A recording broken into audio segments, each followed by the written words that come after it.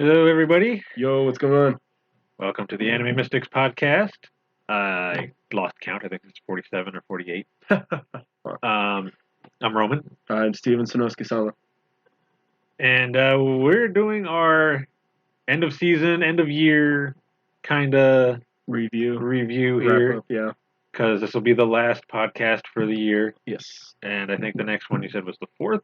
If we're yeah, sounds about right. Yeah. Sounds about right. Yeah. Because there's next week, then maybe the 4th. So yeah, it'd be like basically the first official week into the new year. Correct. Because I think the first is on a Friday. Mm-hmm. Yep. Oh, really weird. Yeah. Works out for me though, because I get a 3-day weekend. Yeah, there you go. Same with this week too. I get a 3-day weekend because of Christmas. Nice. Oh, so you guys get New Year's Day off? That's what someone told me at work. Nice. He talks to the boss about all that. He said that we were probably getting New Year's off. Nice. I don't think we got it off last year though, but we didn't have COVID going, so. Well, if people were following the Discord, there was some strife between you and the job, so the more days off they can give you, it's probably better for all your health, mental and physical. Yeah. I'm not a huge fan of this job anymore. Yeah. Like, it pays well. Yeah. But tired of driving almost 200 miles every day. That's crazy. Yeah. Especially since I go to sleep at like 3, 4 in the morning. Get up at like 6:30. Yeah. That's my fault, though. I just can't sleep. I guess I got insomnia or something. Start doing some of these Sleepy Hime routines and no. get myself to sleep. You're gonna kill those sheep monsters? Yeah, I go find a ghost shroud somewhere and maybe find a few teddy demons or something. Oh man. Yeah, that's Sleepy Hime's corrupted you. When you start Sleepy Hime and then you're just like, she's an awful character, but then by the end of the season you're sympathizing with her. Yeah. You're just like all the demons. You're like, she might not be wrong. Oh man. But that's important because that brings us exactly into the intro right now about all the information, all the changes that are going on. Yes. And you mentioned in the last recording that you are hopefully going to shift over to your store, right? Your Weeb merch store. Yes. So that's great. So definitely got to do it because I already placed orders for stuff. So I got to pay for it. Yeah, for sure. And like I said, I'm looking forward to being a customer because if I can get stuff on the cheap or at least reliably, I'm down with that. Yeah.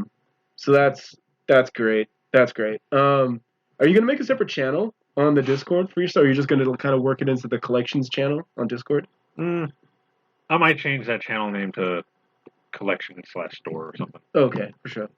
That way it's all in just one area. Yeah, so it's all figure and merch. Yeah, it's dealing with the same thing pretty much, only instead of just me posting my new like figures I bought from like Ami or whatever, it'd be like, okay, this is coming in, and it'd be like, it's going up for pre-order on this day, and come and order 1 or 2 or whatever. Or a box. Yeah, or a box. Yeah, there was a couple of Nessos I was probably going to ask you about. Like, I was watching Danmachi, and I was like, did you ever get a Hestia Nesso berry? Like, I'm sure they're out there. They're out there. Yeah. But I don't think... Do I have one? All right, well, if you get one, I'm interested in that. Maybe a couple other, like, Fate ones, like Gray from Detective Waver. So if you know of any of those, yeah. I haven't seen any yet on the wholesaler. Like, they're pretty up on it, updating. Okay. I think the newest ones are the reissues of Eresh Kigal, Ishtar, Castor Gill, and Merlin. So those are the newest ones that they've got available pre-order. I'm going to hit you up for an Ishtar then. You know, best goddess. Yeah. Definitely. So, and then... I ordered like 20 of them, so... Oh, well, then how convenient. Because it all works. That's what I'm talking about. See, it all works out. So, you help me, I help you, and everyone wins. This is capitalism. It's finest. this is how the market works. So yeah, and And with that, with Roman's job change, and that's going to be the topic right now for this intro. There we were talking and been talking, and there's different changes that are going to go on. First off, the general nature of this podcast is going to be shifting. Right. We are, instead of doing anime reviews and recaps, we are now going to be doing more topical stuff. I was telling Roman, tongue in cheek, basically, that it's going to become another drama channel. But I think we're relatively tame too. We do. I think we push it, but I don't think we go too far off the deep end. I think we still remain rather rational. But who knows? Maybe the people that might end up coming, they'll tell us otherwise. I think that depends on the topic. Fair. And that's also why I've asked someone else. That Fallen Sachio, who's been posting in the Discord, I've invited her to also join in on the podcasts to give a third opinion as we transition to more topical-based stuff. And, she's been posting up very frequently in the Discord, so I just basically said, hey, you're very talkative in the Discord, why don't you just come talk on the podcast? So yeah, she'll be coming on board in the new year, and like I said, instead of just Roman and I, like, this wife is great. Yeah, she's great. Or this wife is great. No, she's not. That's, we'll have a third opinion. Rem who?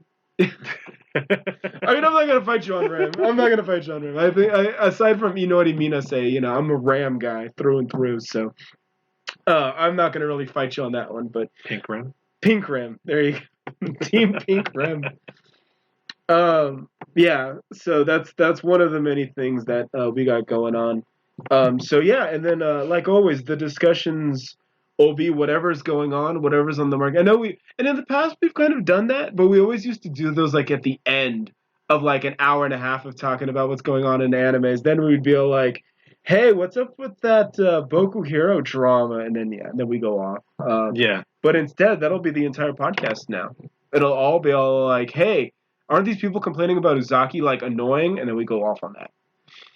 They are. Yeah. Is Uzaki next year, or it's in production? I don't think they've announced a date yet, or a season. Okay, but I would assume sometime next year. Okay. Yeah. So we have a lot to talk about, and that's not to say that anime won't be discussed, especially like at the beginning of the new seasons. Like for instance, right after the new year, we're going to be talking about what we're looking forward to. Stuff like that. Yeah. There's a lot coming out, especially on the first, winter season. There's a lot coming out. Yeah, and like everything seems to be starting on like the 7th. I've got like 2 or 3 shows that I was looking at. They already start on the 7th, and I'm like, okay, so we're not wasting any time once we get started. So there's there'll be a lot to talk about, and hopefully people will be more engaged with this. Especially as we're also trying to keep Roman invigorated over here. So, he's on the edge, and he's about to throw in the towel and be like, I don't want to talk anymore, just buy my stuff. Buy my stuff and I'll be happy. Yeah. So, yeah, but Roman, what about the Uzaki? What? Do they buy stuff? No, then I don't care. Speaking of Uzaki, I told you this. Yeah. About the Nesoberry. What about the Nesoberry? About how it has boobs. It's like the only Nesoberry I think that has boobs. That's phenomenal. And I only know this because I was trying to. Well, I did get her on iCatch, but it took forever because her boobs kept like making her rock back and forth, so she wouldn't like move that much, or she would kind of like do a worm, or she would like go back and move forward instead of backwards. So I was like, God dang it, Uzaki, you and your big boobs. So would you say that she's as annoying as she is in the show? She did take a lot of money. That's what I was saying. Okay. Just like the show. Yeah, just like the show. Your wallet is already dead. Yeah. Very in top. Very in character. Yeah. But yeah, nice. Yeah, hey, if you get a Nozaki Neso, I might buy that. I might be interested in that. Although, like I said, I'm more waiting on merch for the mom. So, but that's a personal choice. Yeah. So, but yeah, that's yeah. That we'll And your store will be definitely something that we keep focusing on too. We might dedicate some time to what new merch you're bringing in and all that, or what's hot. So right. I'm down to do all that. Nice. Yeah, and I think that the changes will be something different, something new too. So, I hope everyone sticks around and they're engaged and interested. And like I said, that's what my whole investment in this is I'm always interested in talking to others and seeing what others think. I'm not here to really make an echo chamber. I'm just here to kind of throw out my thoughts and feelings and see what other people have to say. So. Yeah. That goes likewise for Roman. That's why I'm always poking and prodding him and telling him that Aoyuki is his waifu to get a reaction out of him. So it depends on the show. Spider or game. Yeah, she's gonna be next season Spider. I'm a spider, so what? And even the name of the show just sounds like, so you can hear her already say that in her voice. That whole "I'm irritated. Why are you telling me these things?" That's an Aoyuki character right there. But yeah, and my other contribution to that is I'm gonna start posting, and I'll make a notice of this in the Discord as well. There goes my phone. Sorry, let me get rid of that. Just throw that out. Yeah, kidding. That's exactly what I was saying too. Is that I'm going to start using the Discord and the Facebook group page for more information, because my goal is to make those two the central hub for information, not just regarding this podcast, but also kind of like what's going on in the weeb scene. So the video games, anime, manga, cosplay, weeb memes. If you guys have followed the page or even the Discord, you see that I post some random stuff in there. So I kind of want to expand on that some more, and that'll be something that'll be my initiative as we're making all these changes next year moving forward. So you're going to see a lot more posts, various random posts of different types come out on the Facebook page, and that'll be me getting the information that I hope people will find relevant and interesting, and I hope people will check it out. Really, that's what I'm all about. Like I said, it's always about engaging and feeling out the community, feeling out what people are talking about. I know that self-esteem and being shy is a huge thing in this community, but hopefully by me always prodding you guys start to take more of an interest, and hopefully we get more and more going on. Yep. So if you guys start seeing more notifications come out from the Facebook page and the Discord, that's me hoping that you guys come out of your shells and start talking. Tell us. Even if it's to say that we suck and our opinions are wrong and our takes are wrong, like I said, I encouraged Sachiel to do the same thing. I said, hey, if you want to snatch the mic and go off on a 15-minute rant about how much modern day anime sucks. And she said that too, that she doesn't like shows where they explain the entire plot in the title. Like that time I got reincarnated as a slime, or that time I drowned and became a vending machine in another world, stuff like that. And I'm like, that's absolutely fine. And I want to hear you explain it. That's what I'm saying. I get that. I get the sentiment. So now tell me why, because that's what I want to know about. So that's my goal, my personal goal, with doing all this. And so hopefully we can make that happen in the next year too. And yeah, and the page too is almost at 300 likes. So if I can get that to 300 likes personally, that'll be a milestone in my book. So yeah, I'm down to make it happen. And I'm looking forward to riling up some people next year. So yeah. Look forward to that. So look forward to the Roman's store. Use him for merch. Use him, please, by all means. He's good. He's reliable. I'm speaking as a customer. And then I give him bounties all the time. So he does. Good. He's good at it. So if there's anything you guys are looking for, let me know. I'll see if I can find it and put it up there. Yeah. Sure. Yeah. Yeah. As long as it's something new. Usually older stuff's hard to find. That you'd have to go through like eBay or something to find it. Like even I have to go through eBay for stuff that's at least a year or so older. Because all the figures and stuff they're limited basically. whatever is made and is released is usually all that's coming out. Current or recent? Unless they re-release it, like reissue it, then there'll be more. But it usually gets one release, and then you got to go through third-party platforms to get it. Didn't they just re-released like all the Babylonian Nendos, I think, right? On Good Smile? Yeah. Ishtar, Aresh, Caster Gill, Merlin. Yeah. I'm surprised there isn't an Ushi or like Menindo, because she's pretty popular. Yeah. Maybe at the next Wonderfest, which I think is coming up. I think in January there's like a toy show, so look forward to that. And especially since they just did Avenger Ushi too in the most recent FGO event. So I'm sure there's going to be more merch. So they didn't even release. Yeah. As a servant. Probably for New Year's. Where they get you. Yeah. Two Avenger servants I wanted, and they didn't even release them. What was the second one? Marie.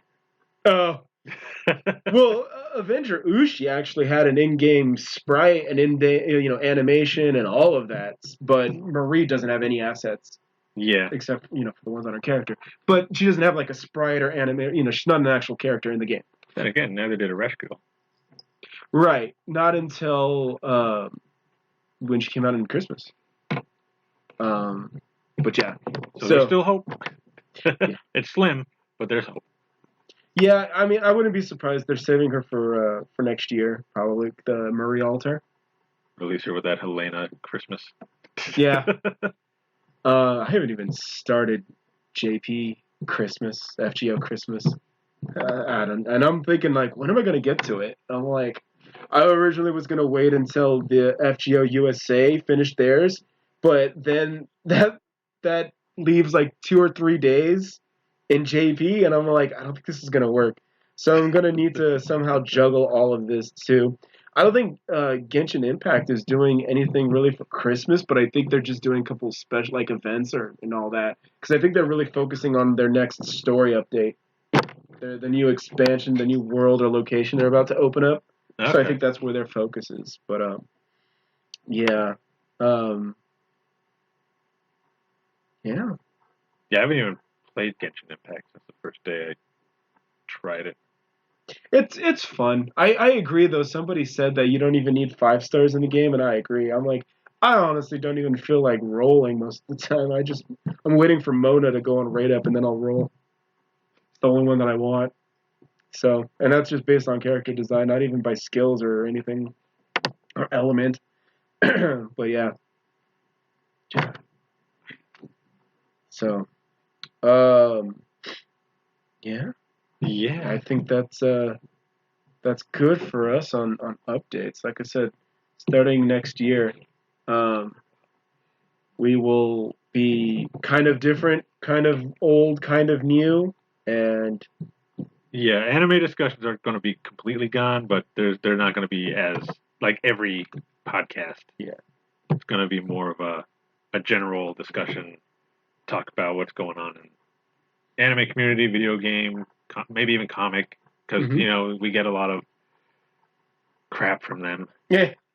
And I don't mean that it isn't. They send us a lot of stuff saying how they hate us. I'm talking about they release a bunch of crap. Yeah. That gets canceled. Yeah. 4 or 5 issues in. Yeah. Oh man. Did you see about that Healer of Redo, which I believe is actually coming out on Crunchyroll? I've looked into it a little bit. Yeah. But apparently that's gonna be a drama bomb. It's what they were. I know he's trying to get revenge on him, isn't he? Yeah, essentially I'm in the same boat. I don't know anything about it, so I've been piecing it together from articles and Senkaku Complex. So, dude, they actually do great weeb news. I'm not even lying. I'm not even joking. They're one of my reliable sources. If they didn't have prawn ads... Yeah, it's worth a computer aid. Yeah. If they didn't have so many prawn ads, I'd be sharing them like on the Facebook page and on Discord and everything. But it's like, anytime I do find an article I want to share, I have to be like NSFW, you know? It's great information, great research. But yeah, and what they're basically saying is that this dude got abused or was abused, and then now he goes back in time armed with the knowledge he has, and then he turns to start abusing those that abused him. And I'm like, all right, so it's basically like kind of Shield hero, but more of a dick. So yeah. So I yeah. suppose so. So it's I guess like dark Shield hero. So Darker Shield hero. Yeah. Which was funny because Shield hero was absolutely nothing. Was absolutely harmless. But Could be darker than Goblin Slayer. Whoa, man. Whoa. Maybe even SAO. Sword Art is the darkest of the dark. Oh man. You got to be dark if you got the Black Swordsman. Which is funny because today was Len's birthday. Len from Sword Art Alternative. Oh yeah. Yeah. Do I have her? I have her Nessa somewhere. Oh, right there behind you. Oh yeah, the one. The pink bunny girl. She has a P90, little pink P90. That's great. One of the guys that I know, he's a Sword Art weeb, and he even watched Alternative, and he plays Call of Duty Warzone. Yeah. So I told him if he's made a Len character, because Alternative is basically just Fortnite. It's just Battle Royale. And so he goes, oh yeah, he's like, I made this Len, I gave her a P90 on her loadout and everything, and I'm like, you damn straight. So so hopefully they do more with Len. But I think Len is like a one and done, because if they started making spin-offs and other like focus on other characters, then their cash cow of Kirito and Asuna would go away. So, but yeah, Kirito, great voice actor though. And yeah. And he's married to Kayano Ai, so can't even be mad. Darkness, La Latina, Momoko. Nice. So, yeah. Darkness. Did they make a Momoko Nesoberry yet? Nesso? Yeah. I have not seen one. Okay, because they made a Nendo. I got my Nendo, and then they've got the statue. There's like 3 statues. Yeah, the only one I didn't get was the one where she's covered in slime. And the 4th scale's coming out. Which one is that? The one with her in the bunny suit. Yeah, I got that one. Oh, that's pre-ordered? Oh, yeah. Yeah, damn straight. The only one, like I said, I didn't get is the slime one. The one where she's covered in slime, because I'm like, I can't put that out. I mean, I can, but, even I have my limits. I mean, I usually just put stuff like that in the back. Yeah. Where more wholesome stuff is covering it up. And yeah. Yeah. All right. I mean, my grandmother already thinks Gakko-chan is topless for some reason. I mean, she's obviously wearing her shirt. And she's like, she's not wearing anything. I'm like, yeah, she is. What are you talking about? Tell me, Gakko-chan, are you wearing a top? She totally is. Gakko-chan is actually where Tomita Miyu actually got one of her breakthroughs. So she was Ochako. Otako. Yeah. Otako? Yeah. Ochako? That's Bokuhiro. Yeah. Otako, yeah. The nerdy one. The weeb. Otako. In Gakko? Yeah. I haven't seen it. Oh, that's why. I was like, yeah, that was her. Yeah, so I'm like, no, my bad. I thought you watched Gakko. No, I haven't seen it. I just buy the merch. I just buy the merch. Fair enough. And with that, let's talk actual shows. Cool. So, start with best girl this season. Oh, or Tonikaku Kawaii. Tonikaku, yeah. So this, I gotta admit, I think when Crunchyroll doesn't have their head up their ass, they actually are pretty on trends. And, they did it with Tower of God. Mm-hmm. They did it with God of High School. Right. And now they did it again with Tonikaku Kawaii. Mm-hmm. So whoever is out there suggesting what like mangas or independent shows to animate, I think is on it, or committee or whoever's doing this. They know their stuff. So they need to do more of this and less of Guardian High Spice Life, whatever the hell that did, whatever that shit. Maybe even less No Please as well.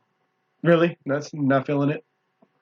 I mean, it's okay, but it's one of those main character super OP shows, which I usually don't mind, mm-hmm. but usually the main character is kind of interesting. This guy is super bland. He doesn't talk at all, and all he does is eat ramen. I was gonna say, I mean, Anos was like that, but Anos was, he was Anos at always least cool. talked all the time, and yeah, he was cocky and did his thing. This guy doesn't do much of anything, and that sucks. Like, you couldn't have made him interesting. Yeah, Anos, for as OP as he was at least interesting and all. And his quirk about not being a demon king and not acting like a demon king was what made him interesting. I do gotta say, I did stop after like episode 6, and that's only because I haven't downloaded the rest of it to watch. So maybe he gets interesting later on, but because I'll find out. I was actually just about to start like marathoning that because I was like, the season is done, and there was some downtime before New Year's, and as my job is wrapping up and university is on winter break, so I was looking at all the shows, and that was one of the shows that I was gonna just marathon. Especially once again with FGO, both servers having just slot machines, so it's just farming. It's basically like autoplay. I was gonna start knocking out Noblesse. So I know that we're in Tonikaku Kawaii, but real quick, do you recommend me watching Noblesse? Is it worth it, or is it a pass? Or I mean, some of the other characters are pretty cool. Okay. It's just him. He's just the main character, bland and boring. Okay. But the rest of the characters are pretty cool. They have funny moments and stuff like that. Okay. And I know that was one that you were doing reactions on as well. So I was like, well, he hasn't stopped making reactions to it, so it's got to be something's good about it. So I think I'm mostly watching it to see if he gains a personality. Well, in the OVA, which I also have and I haven't started, how is that? Did he have a personality in that? No, he's exactly the same. Oh, jeez. Okay. Okay. It basically relies on the side characters to bring in all the personality for the show. Got it. Because if you relied on him, there'd be nothing. It'd be just as dead as he is being a vampire. Well, all-powerful vampire, no personality. Definitely no Dracula. No. What is a man? Nothing but a miserable pile of secrets. What is a Noblesse? Nothing but a miserable, bland main character. Oh man. Okay. Soggy ramen. Oh boy. Anyway. Well, going from a bland vampire character, we have a mysterious moon goddess voiced by Kito Akari. Yes, which they never actually confirmed. No, we're still pretty sure that that's the case. Yeah, because she started dropping hints, talking about, the gods wouldn't be like that, or the gods don't think like that, and it's like, wait a minute, Kito Akari, what are you doing? Yeah, you seem to know a lot for somebody who's only 16? Yeah. And so and what I like, and I think that overall, also since we are wrapping up the season, I would be safe to say that Tsukasa is definitely waifu of the season. I think that she just took the title and ran with it. Yeah. Yeah, sorry, Suya. I know that looking cute while falling asleep is great and all, but yeah. Tsukasa definitely ran with it. And I think what she already kind of had a big lead, and then what just kind of killed it was the Street Fighter episode. Oh yeah. And I was gonna make a post. I was gonna tag you in it and throw it all over Discord. Like, okay, I never knew that Crunchyroll or Capcom was a bunch of sellouts, but this new partnership between Crunchyroll and Capcom, ooh, I don't know how I feel about this. Well, first it was Netflix. With which one? High Score Girl. Oh yeah. That was a Netflix show. Yeah. Now Crunchyroll. Yeah. Next it'll be Hulu. They're gonna be working all three angles. Man. And what's funny is that I know that, and that's one of the things I would love to talk about at some point, is like Capcom basically being on life support, because it's like whenever Capcom takes one step back, they seem to take one step forward, 3 steps back. And I'm like looking at Monster Hunter, and I'm like, ooh.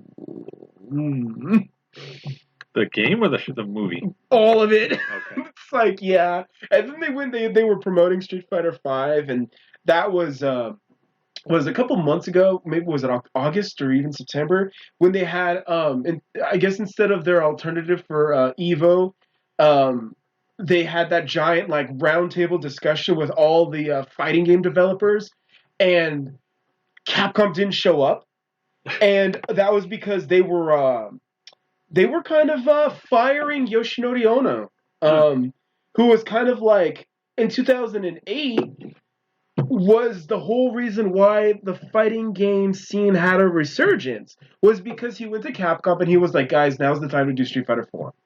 And after, he did that, then, obviously we got the Blaze Blue, we got Mortal Kombat, came back with Mortal Kombat 9, and then Guilty Gear came back, and it was all because of him. And then Ultimate Marvel vs. Capcom 3, and it was all because of him. And now they just were like, they didn't attend that fighting game round. Dude, the guys from Arika, the guys that made Street Fighter EX plus Alpha, they showed up. They showed up and they were talking about Fighting Layer. Fighting Layer? Yeah, that was basically all those OCs, all those original characters that they made for Street Fighter EX. They took them and put them in their own fighting game. Oh. And they didn't use any of the Street Fighter characters.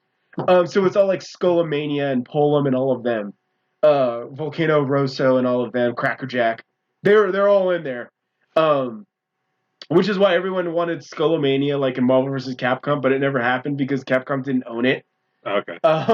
So then they went and they made their own fighting game with them. Those guys were there. And Capcom wasn't because they were getting rid of Yoshinori Ono.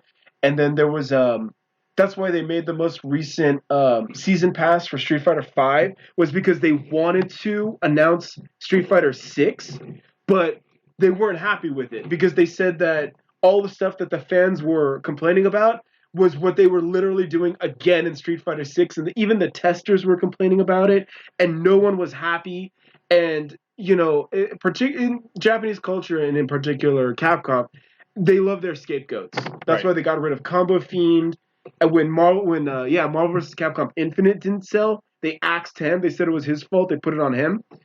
And now with Street Fighter V's decline and all of that, and now basically Tekken is like the most global fighting game.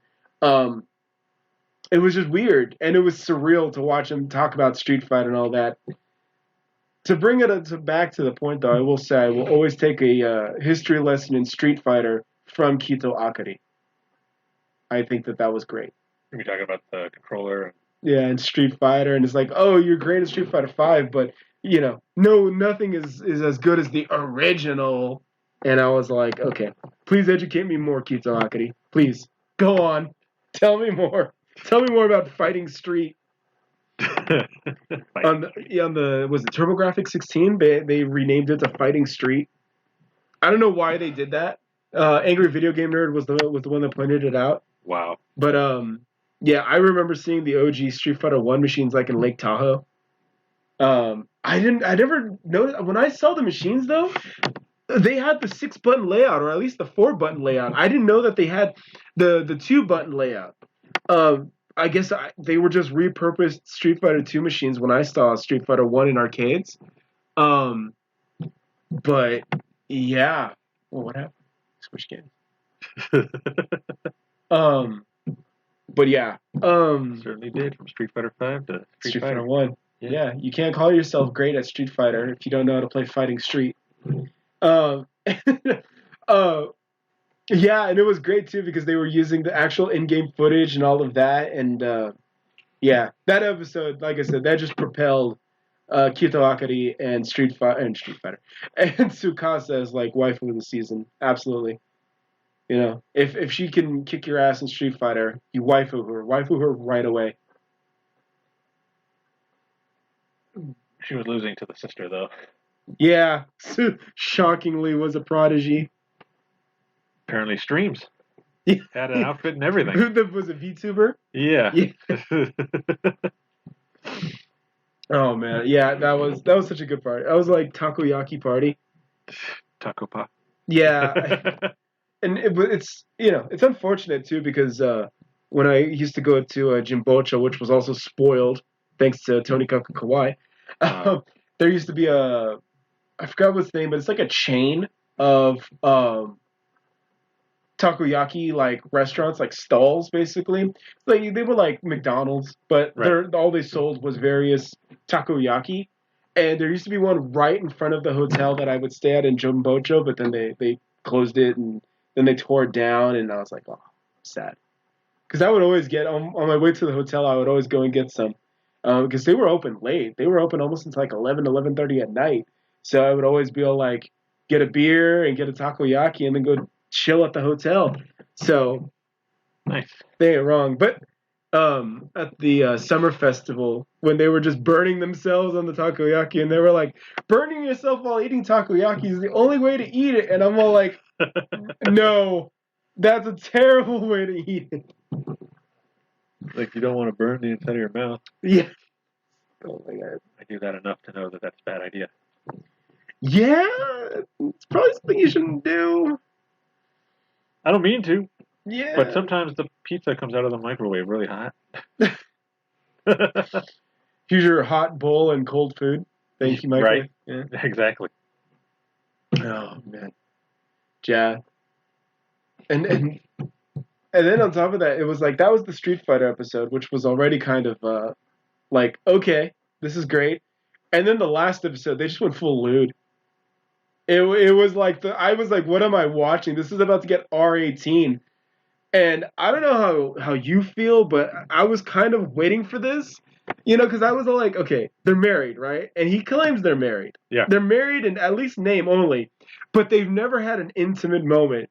And then I was like, okay, it's never gonna happen. This show's too wholesome and too plain for that. And then all of a sudden, like Tsukasa said, going for it. yeah, he's just getting frisky, and I was like, getting frisky. Oh, Madoka, bless you, Kito Akari. You're so wholesome. In anything you do, you're so wholesome. Yeah, and I was like, bruh, and they're making out, and I'm like, bruh.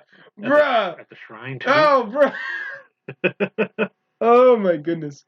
Oh, the Rule 34 that's going to come out is going to be off the chain. This is going to be, oh, boy. Yeah. Oh, God. So, yeah, he was really going for it that time. Usually he's kind of shy about that, but I guess he had enough this episode. It was like, yeah, I'm going for it. Yeah, it was like after 12 episodes, finally. It's all like, now he's going in, and I'm like, it's about time. Damn. They've been married for how long? At least a year. At least, because, yeah, it was when he got hit, it was in the winter, and then this was the summer festival. Well, yeah, but they didn't get married then, when he got hit. Right.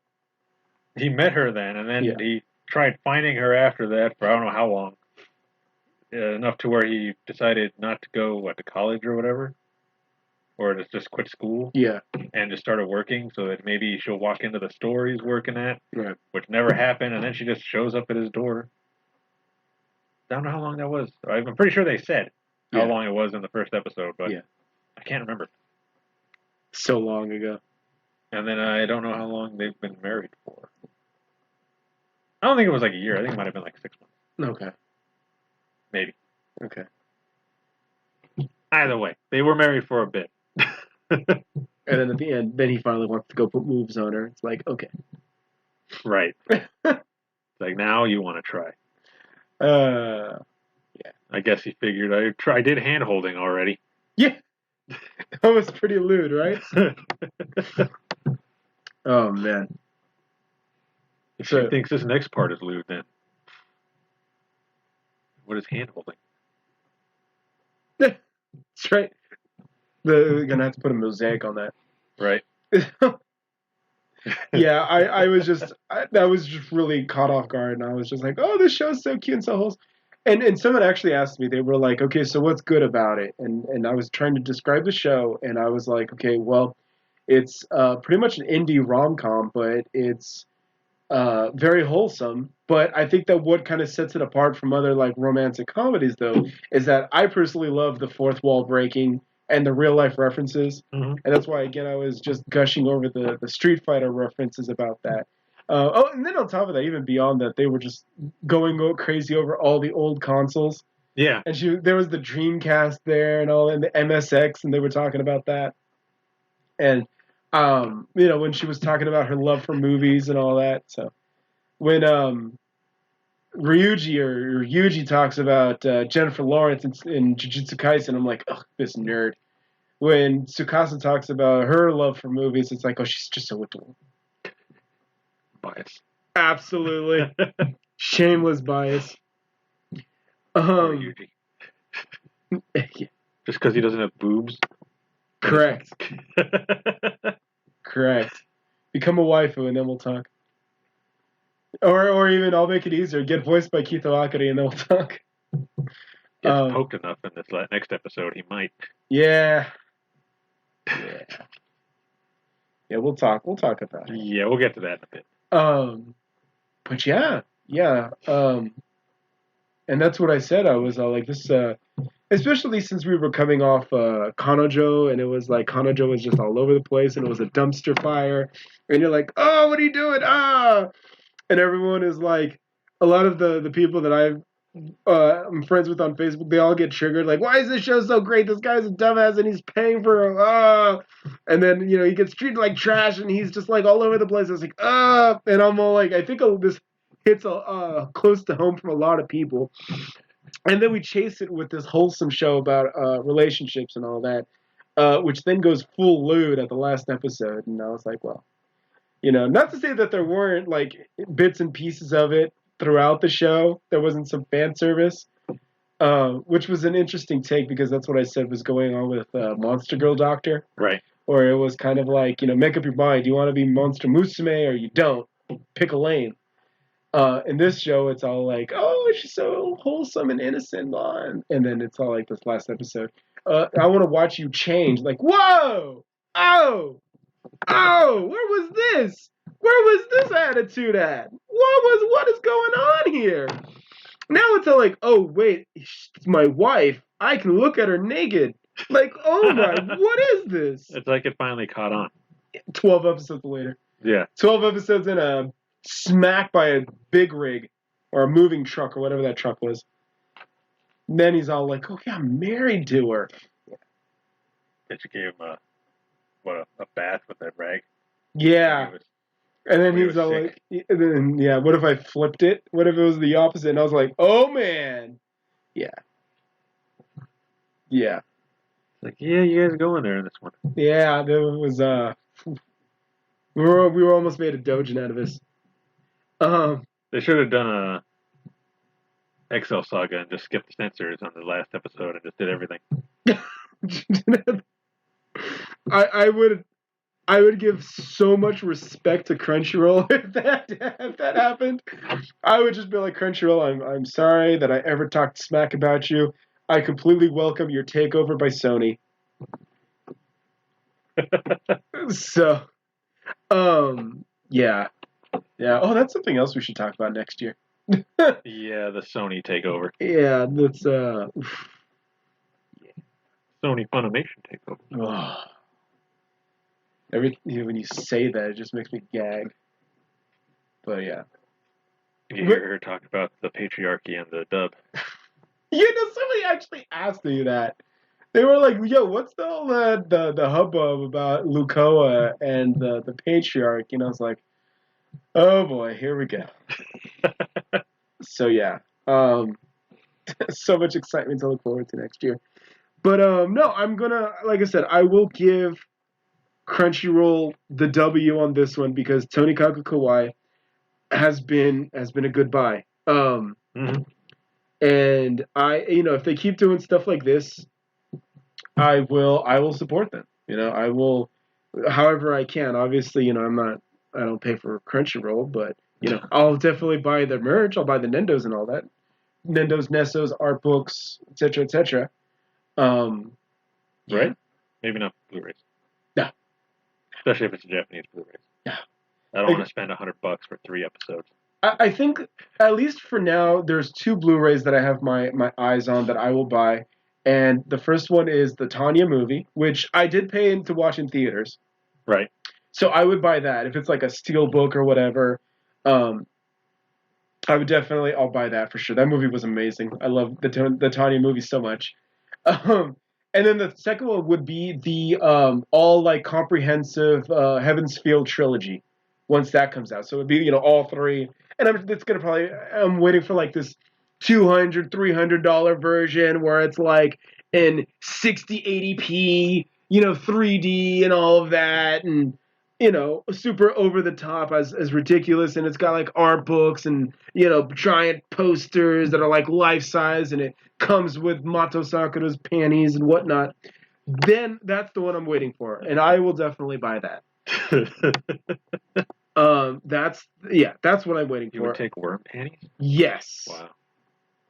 Yes. What if it had a worm in it? Then I would use it to increase my magical capabilities. Okay. Yeah. So those are the only two Blu-rays that I would contemplate, or at least I'm gonna buy for sure when they're available. Outside of that, yeah, no. And someone actually called them out too, and it was recently, like within the month or two ago, where they said that they were like, maybe your Blu-ray sales wouldn't suck ass if you would put more than 5 or 6 episodes on them. I mean, 5 or 6 would be good. Yeah. They put like 2 to 3. Yeah. Yeah, and then they wonder why no one. And then they want $100. Yeah, exactly. It's like, no. Yeah. This is driving people away. Right. They can't afford a $100 Blu-ray with 2 episodes on it. Correct. That's why I go for like what you said, the stuff that comes with the extras. Because then it's at least worth it. Mm-hmm. Like the Uzaki one, it came with that Dakimakura. Yeah, with the arm out, so she's like kind of got her arm under your head. Comes with a few other things as well. It came with a poster. It wasn't life size, but it was a nice poster. And you earlier in the year you got the Ishizoku Reviewers one too. Yeah, that came with the figure of Hello. Yep. So that was definitely worth it. Do more stuff like that, and I'm sure people will be more interested in buying your Blu-rays. Mm-hmm. Thankfully, over here in the U.S., Blu-rays are just like $25. Yeah. Yeah. I still don't really buy them here though because they don't give you anything. Which has always been the issue, ever since the days on VHS when it was like 2 or 3 episodes. Oh, and they split them up. So you had to read the VHS you were buying to make sure you weren't buying the dubbed version, you were buying the subbed version. And it was like 2 or 3 episodes of like Ava or Bowling Crisis 2040 or Tenchi, and it was like, really? And then the DVDs, the same deal. It was like 2 or 3 episodes. And, those started giving you the option at least of dub or sub, but it still wasn't worth the value. Right. Because back then they were like $40. Right. What's always funny too is they always use that excuse too, like, oh, don't you want to support the industry? The industry will die if you don't do this. And it's all like, well, if you're not giving value to the customer and you don't change and you haven't changed and you refuse to change, then I don't know what to tell you. Like, I think the U.S., if the Japanese version of the Blu-ray comes with like a special edition, they should bring that over too. Correct. Which, yeah. And then what's unfortunate though is that a lot of them though is particular to the region, because like the case in point with the Fate Extra, the Extella, that one, that collector's edition had Go, or I'm sorry, yeah. It had Go. It came with Mahjong. It came with Fate Go, Fate Extella Mahjong. So it was like, yeah, I don't think that's really going to sell in the States. But it's like, who cares? I agree. Just bring it over here. People that love Fate are going to get it regardless. Did it have Fate characters on it? Yeah, it had all the characters from Extella. I would have bought it. Yeah. Yeah. I agree. Like the fans are going to buy it regardless. Correct. Because they want the extra stuff. They want the tchotchkes. Yeah. Yeah. So I agree with that sentiment. Just bring it out and just let the market decide. But at the same time too, Japan is starting to loosen up. They're starting to realize that there is the demand in the States, but that always was their excuse. Like, we're not going to waste money and resources, and then nobody buys it. So it was always the two extremes. It was either they would put out like 10, but the demand was there for like 200. Or then the alternative was they put out 200 and the demand was 10. Yeah. So it was always the two extremes. And that's what their justification was that, we do it and no one buys it, or no one wants it and the demand is there. And so people just keep complaining. And then, sometimes too, it's like they do it and then everyone's moved on. So it's like no one, This would have been great like a year or two ago, and now nobody cares. Yeah, you waited too long. Right. Missed the train. Like the Sin City 2 movie. Yeah.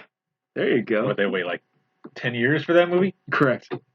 And nobody went and saw it because nobody cared anymore. Right. The MCU was in full effect. Yeah. So, yeah. So, what is it saying to Tonikaku Kawaii that if Crunchyroll is doing stuff like this, then they have my support. Totally. And yeah, and you know, like I said, it was a fun show.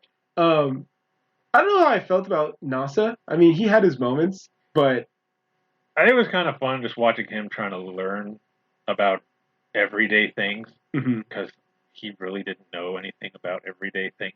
Right. Like being sick. Yeah. Yeah, worked himself. He was like, I've never been sick before. I'm sure you have. You just didn't realize it. Because you're too busy working and doing stuff. He didn't know really about movies. And I like that she was like the nerd. Going like Terminator. Yeah. What was it? The Human Centipede. Yeah, yeah. That I was like, oh. Yeah. Star Wars, Human Centipede, Terminator. Was there one more? I think it was it. I think that might have been it. Yeah, those three. Yeah, those three. Because it was like Terminator is a classic. Okay, Star Wars obviously, and it's topical because Star Wars is ongoing currently. The Human Centipede was out of nowhere, absolutely out of nowhere. And then she goes, are you even alive?" And I was all like, because he hasn't seen the Human Centipede. Yes, I question his humanity. And I was like, she really wants you to sign up for those Apple terms of service, doesn't she? Yeah. Just read it. Why didn't you read it?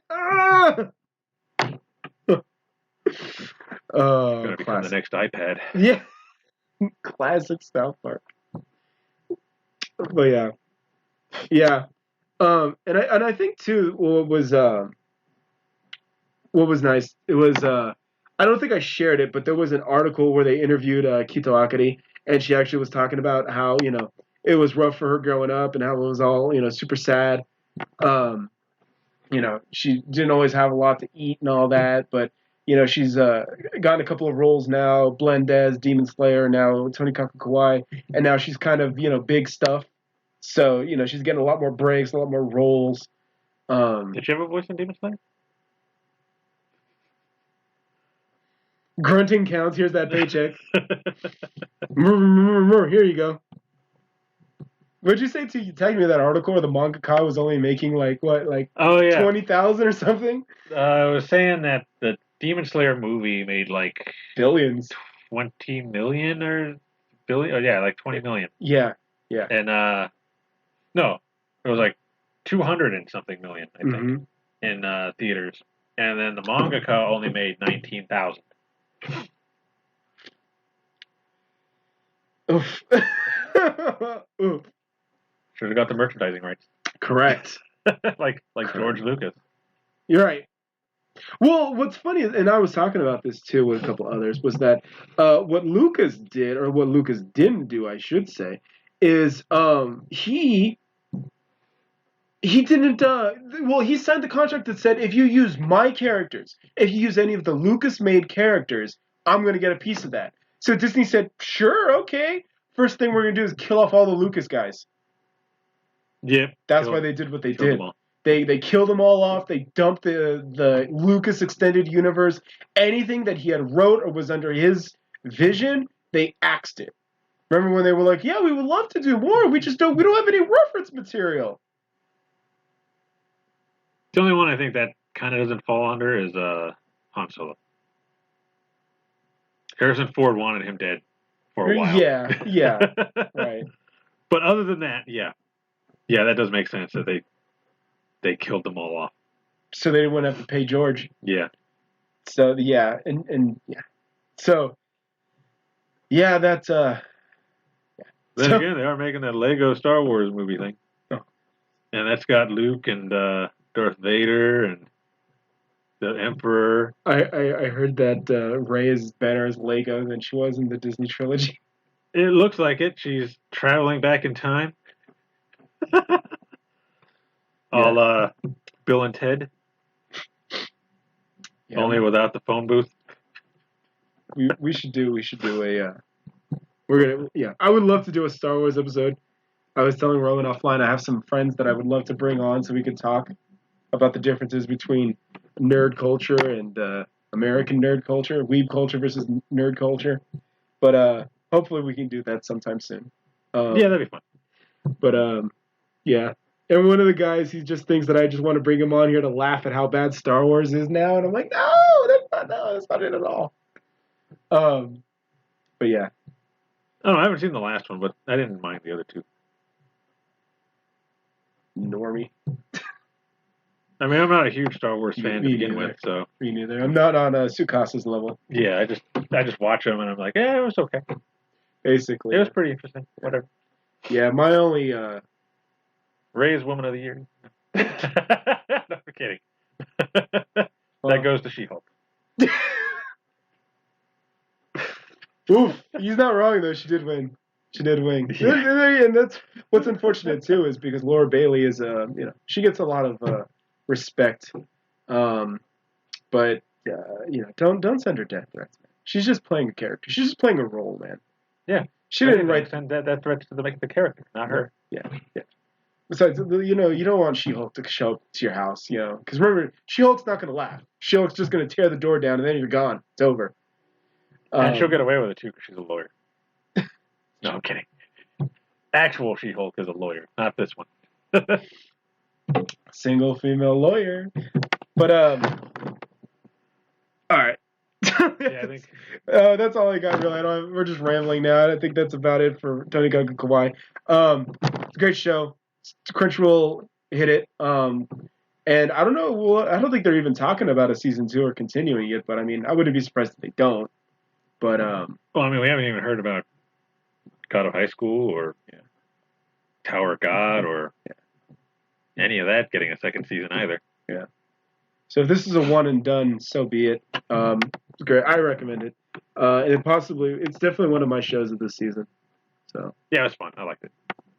Definitely one of the better rom-coms of the year. Yeah. I will have to go through the year again and see what actually came out. But yeah. Maybe that's just, it was new, so I remember it, and it was great. Yeah. The situation. Yeah. Which I don't think it is. I did enjoy this. I did like it. Yeah. Especially, Roman was in it for the end, too. He was falling asleep like Suya, and then the loot happened. He was like, all right, I'm awake. What? Yeah. What? We doing stuff now? Getting frisky. I think I got more into it when she brought up love. So. You don't get that too often. All right.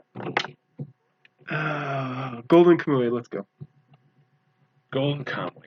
So we're watching this, or we're recording this, not having seen the last episode, which is aired today. Before we got to it. Yeah. So, but I work, so I can't watch it, and I don't want them spoiling it. Yeah. So I held back because I will screw up and slip my tongue. So, and I forgot. Same with Sleepy Hime. That came out today too. Yeah, I saw there was one listing for it, but I didn't grab it because I was like, I wasn't sure if it wasn't from the fan subber that I get. So I passed on it. So, yeah, there was one out there though in the wild, but I opted to hold off on it. Yeah, that should be the final episode for the season for that too. So we'll watch that tonight when I go home. For sure. But anyway, what was the last thing we talked about? Because we didn't talk about it last time. So I have a kind of an observation / note interest, I guess you could say, for lack of a better word. And that's what's funny about Golden Kamuy is it's 11 episodes and it's all whatever. It's all over the place, right? The characters are ridiculous. It wants to ground itself in reality, what it wants to, and sometimes it doesn't. And then on the last episodes of the season, all of a sudden it wants to take itself seriously. Kind of. All this stuff is happening. Finally, people are getting jacked up and maybe dying or are dying. And it's just kind of like, now we're actually getting people fighting. And it's just kind of like, all right. Now it kind of feels like stakes are real. Until Shiraishi pees on Asirpa's face. The golden shower. Yeah, yeah.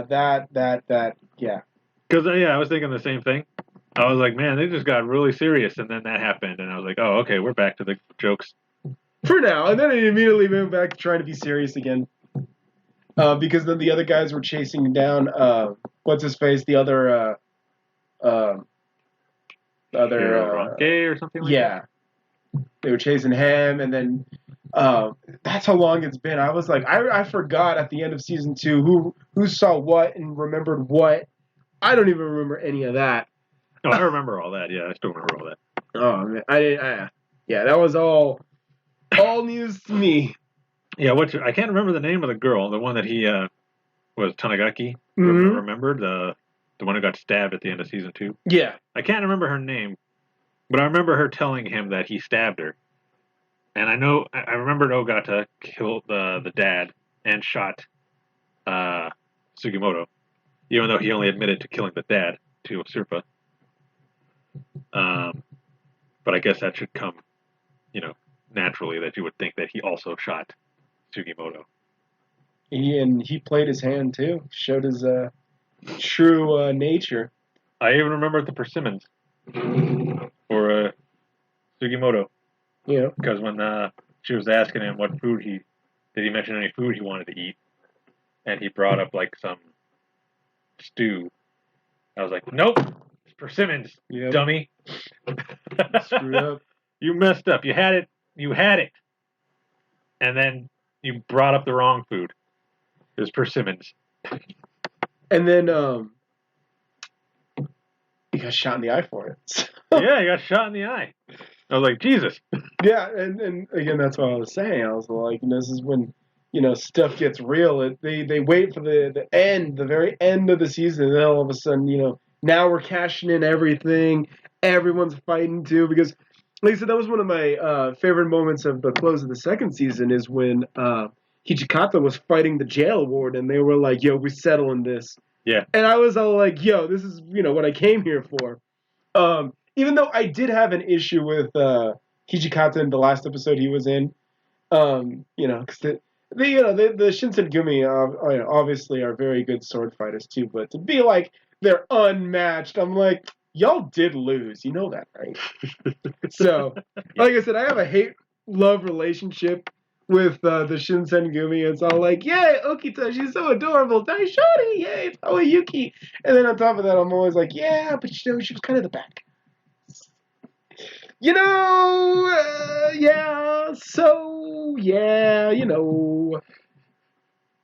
So, yeah, Hijikata, he's so cool. Yeah, voiced by Juji Nakata, he's so cool, but he's also the bad guy.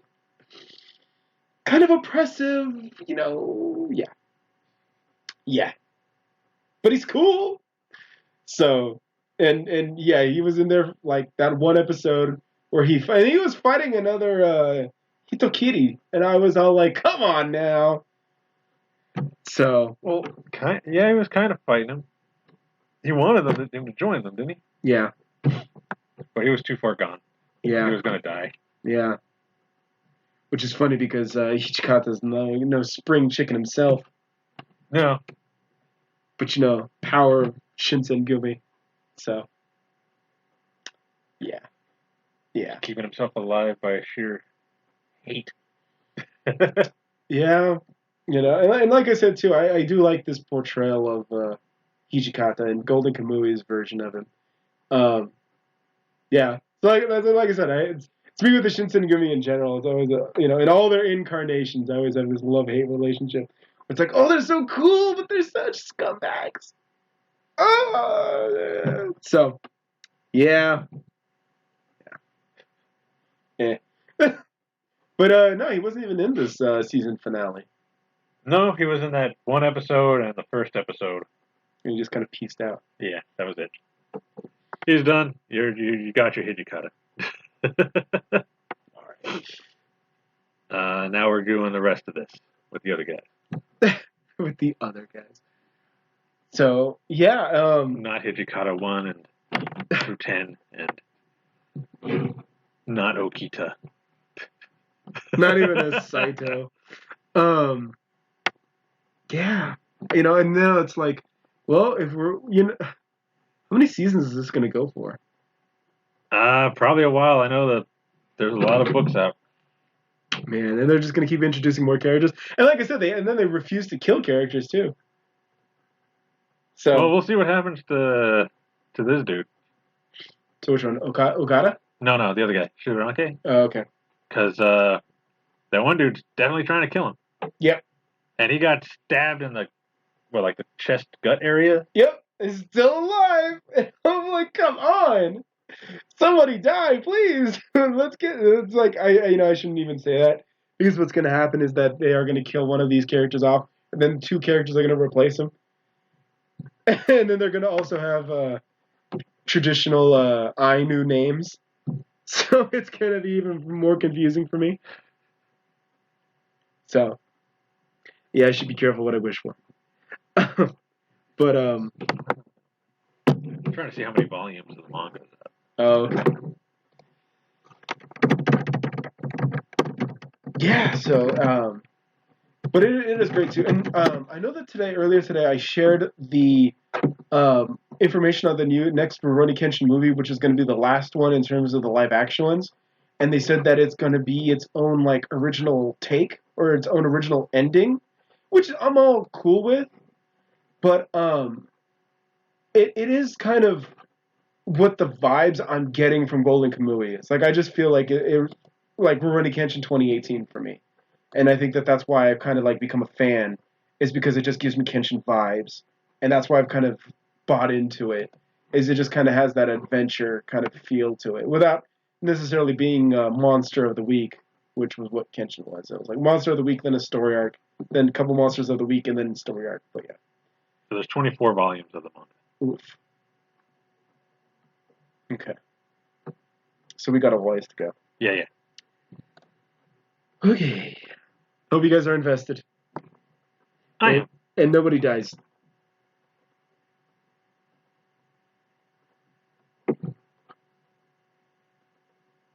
Oh, yeah. Yeah, good luck remembering all their names, too. Man. So, like, yeah. So, yeah. I don't know. Where are you at? What? Where am I at? Yeah. What are your thoughts? Who you feeling? Who you liking?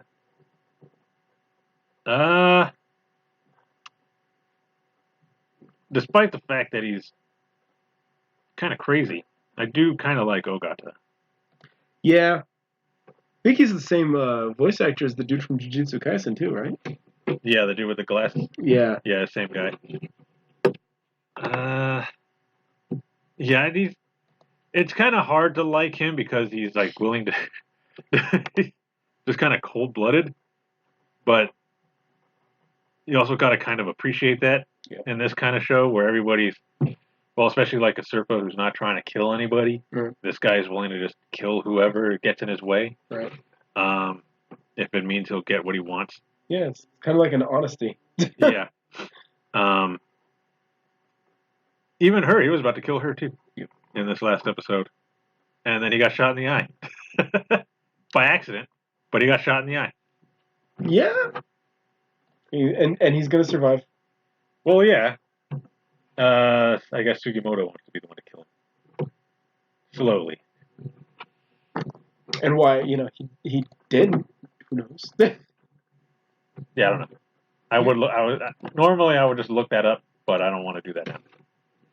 Fair. You want to wait for all 5 seasons to come out? Yeah, however many seasons, yeah. This is what, season 3? Yeah. Yeah. All 8 seasons. If it gets to 8 seasons, I would be impressed. But I mean, yeah. But other than Ogata, I do like Sugimoto and Asirpa and them. Like they're good for. Well, I don't even know if I should call them main characters because it's like kind of all over the place with the characters. Correct. But I mean, the first two seasons it was them, and then they got split up, and that's why it was kind of all over the place this season. But now that they're together again, I'm assuming it's going to be focused on those two again. Yeah. In the season 4, if they do a season 4. But yeah. Yeah, the squad's all back together again. And yeah. Shiraishi. Then yeah, Shiraishi. Peeing on her face. I can't get over. It's like there was so much serious stuff going on, and then Shiraishi pee on her face because her eyelid is stuck to my button. And that whole time that this ridiculousness is going on, and the whole time all I'm thinking of is no one's complaining about the smell. It's probably too cold. Sure. There you go. That's the kind of explanation I needed. Thank you. Thank you for clearing that up. And again, too, that's why, like I said, when we started talking about this, it's like when the show wants to be grounded in reality, it does that. And then at other times, when it wants to be ridiculous Shonen Jump level craziness, it just does that. Yeah. Is this the Shonen Jump or? I don't think it's Shonen Jump, but it's just the level of absurdity that or reality breaking that it does. It just reminds me of a Shonen Jump level or type show. It's in Weekly Young Jump. Okay. Which is still Shueisha. Yeah. So. But yeah, it does both pretty well, I think. Yeah. And it's hard for me to say like this was one of my shows of the season because it's ongoing. So like I said, I'm still invested in it. I still like it. I still like the characters. And because of, like I said, it reminds me so much of Kenshin. I'm invested. I'm still gonna keep watching it. So I honestly, I think we need to start offing off some of these guys though. But and I'm kind of now. I'm like you said. I'm probably gonna watch today's episode too when we're done recording this. But because I want to know what's up with that other chick, that other Russian chick, is to see if that's a Sirpa's mom or not. We'll see. I don't know if they'll announce that in this episode. Lame. If anything, she'll probably save that dude. All right. He'll probably get close to dying, and she'll probably step in. Nobody dies. You know what? When nobody dies, we're just going to introduce 5 more characters next season. Also, we don't claim any of their tattoos, which is the whole point of this show, is to figure out the mystery of the tattoo map, which apparently Sirpa got the flashback, or she figured it out, and still nothing's going to come of it, because that's just how we roll. I'm sure she'll tell Sugimoto. Also, or at least he'll rely on her to do what she needs to figure it out. Also, I'm a dirty degenerate, and I'm not gonna kid. I'm not full up, straight up. I ship it. I ship Sugimoto as Sirpa because that's gonna be a time skip, and she'll become legal age, and there you go. I ship it. I mean, there better be. Yeah. He's what, in his 20s? Yeah. And she's 11? Yeah. 12? So, he's almost as old as Liz from FGO. I'm trying to hold back. Anyway. This is so using Roman's example, that's what I'm talking about. Right now she's Liz, but when she gets to Carmilla, it's all over. Yeah. That's what I'm talking about. That's the comparison I was making. FGO humor. I think what I'm going to have to do is I'm going to go and sit down. Now that I'm not actually really doing reactions anymore. Yeah. Just sit down and watch all 3 seasons back to back. Okay. Then kind of see how it all connects. Together. Yeah. Because, like you said, it's been a while since season 2. I've probably forgotten a few things. And it's been much longer since season 1. Right. The only thing I remember was there was a really bad CG bear that everybody hated. I think I even made comments about it during my reaction. I don't even remember that. That tells you how far gone I don't know what you want to call it. My memory goes, and my memory is gone. Yeah. But yeah, by all means, man, if you do that, let me know. There's no Asurpa Nesso berry, is there? Like, I got the Nendo. I got the Asurpa Nendo. But there's no Nesso, is there? Not that I know of. Then again, at the time, I wasn't really into getting Nessos when that first came out. Like, the Nesso thing is more recent for me, like the last couple years. Yeah. So, there might have been at one point. I'm gonna look this up. Go right onto Amazon. I'm spelling Amazon wrong.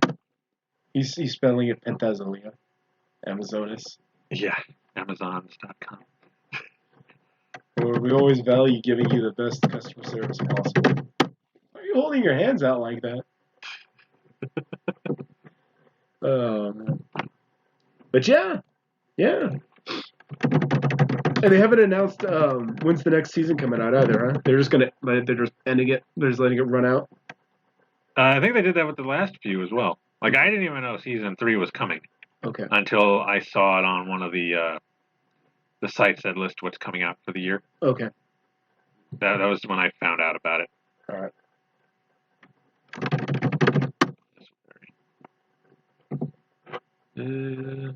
Doesn't look like it. Just the Nendo. Just the Nendo. Okay. The Nendo. Okay. So yeah. So I guess because like I said, it's ongoing. I barely remember what happened, and there's so many characters. There was a lot of great moments in the season. The circus episode, the flashback, and all that. And then when the camera guy, and then it turns out it was it? Oh, the lieutenant. Oof. That was a twist. I didn't expect that one. Yeah, that oof. All you manga people, you were probably smiling, like, oh, this is gonna be great. And then it was just like, oh. Yeah, it didn't even look like him really. No. But then again, he's changed so much because of the thing on his head and right. The like goatee thing going. And he was speaking Russian too, right? Yeah, he was also speaking Russian. And he always was like, oh, I don't speak Russian, or he had the no-nose guy as his interpreter. Yeah. And so again, manipulator. Master manipulator. Almost, because he hasn't manipulated Ogata. Yeah. Ogata's more using him to get what he wants. Correct. And he just kind of thinks he's got him under his thumb. Everybody else, though, that's following him.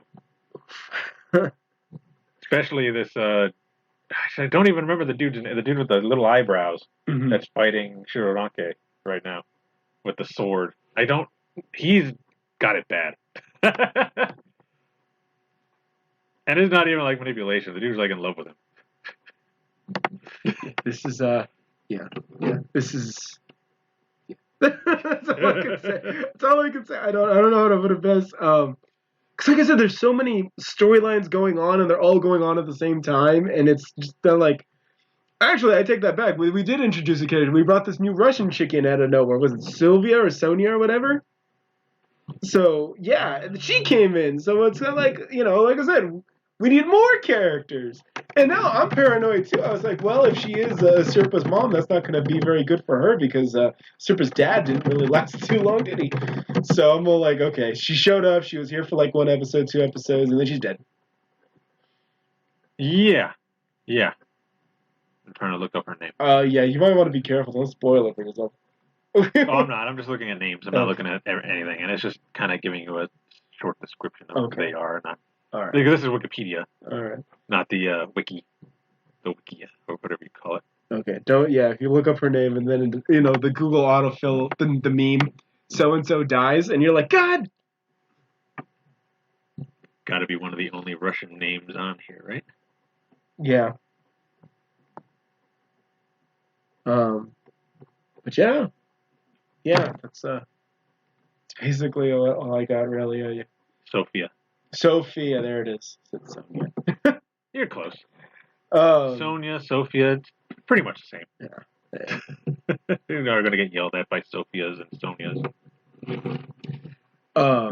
Yeah, man, that's it. So that's pretty much it for me. I'm looking forward to it. We'll see what happens, man. And then, maybe we might come back and talk about what happens on the actual finale. But for now, What a time to be talking about this right before everything ends, and there's all these left open-ended questions. Like, what did this happen? This happened? And it's like we won't know until after we finish recording this. Right. Oh well. And then we'll watch it. Yeah. Well, I gotta go home and then watch it. Yeah. And then it'll feel like anticlimactic. Like, oh, okay. Nobody died. Well, I'm not really expecting anybody to die, so I'm not going to be let down. As I've told my grandma, I don't have expectations for anything, which helps me not get let down by anything. Right up. Can't be let down from expectations if you don't have any. Right. But all right. Closing thoughts? What you got? So far, I've really liked the season. Like, the entire series, I should say, because I got to add in first and second season as well. It's all been really good. And the third season, despite the goofy moments throughout, has still been really good. Like, I've enjoyed all the goofy stuff. It was kind of a good change of pace, I think, considering how the first two were a little more serious. Yeah. Still had its goofy moments, but not like whole episodes dedicated to Goofy. Like, this one did. Yeah, like the circus episode. This one. And the UFC. Yeah, the UFC one. Russian UFC. But other than all that, I thought it was. I've been enjoying this season. Thought it was really good, and hope I don't know. Like I said, I don't hope anybody dies, but I'm not expecting anybody to die. So we'll see. Right now, it's good though, and I'm looking forward to a fourth season. All right. That was kind of all over the place, but still, I think you get what I'm trying to say. Yeah, you're good. You're good. All right. So then, let's curse you. Jujutsu Kaisen. Jujutsu Kaisen. So this one is also in an awkward position too, because the most recent episode, this one's going to keep going. It seems like I don't think it's stopping, right? Yeah, no, they just released images for the second part. Okay. Which I think is going into the that like school tournament, whatever sports fest thing. I don't know what it is. So this one, I guess the best way we can look at it, at least to wrap up this season before, like I said, we go into our new format, is what were your overall thoughts with it? Like, obviously, I was gushing over Tonikaku Kawaii being a good investment for Crunchyroll, but this was another Crunchyroll original, right? It was supposed to be. I never see Crunchyroll pop up in front of the like opening. Let me see. What's also funny too about this show is this is one of those shows that I see all the little kiddies are all into, because it's like, oh, it's like all fighting and curses and ooh. And I guess they also like all the demons and the curse thing, and the way that Sakuna is like, I believe that he was the I think I mentioned this too like a couple months ago too, but he was the dude that was from Nocturne, Shin Megami Tensei Nocturne. That's the same concept as Sukuna. But yeah, they all the kiddies are just like all over it. And I'm just kind of like, well, that's going to basically guarantee success if you can get all those 15 to 22-year-olds. Then yeah, you're set. I think it's just streaming on Crunchyroll, but it's not one of theirs. Okay, it's not an original. Yeah, because this, I mean, even with the webtoons, those are manhwa.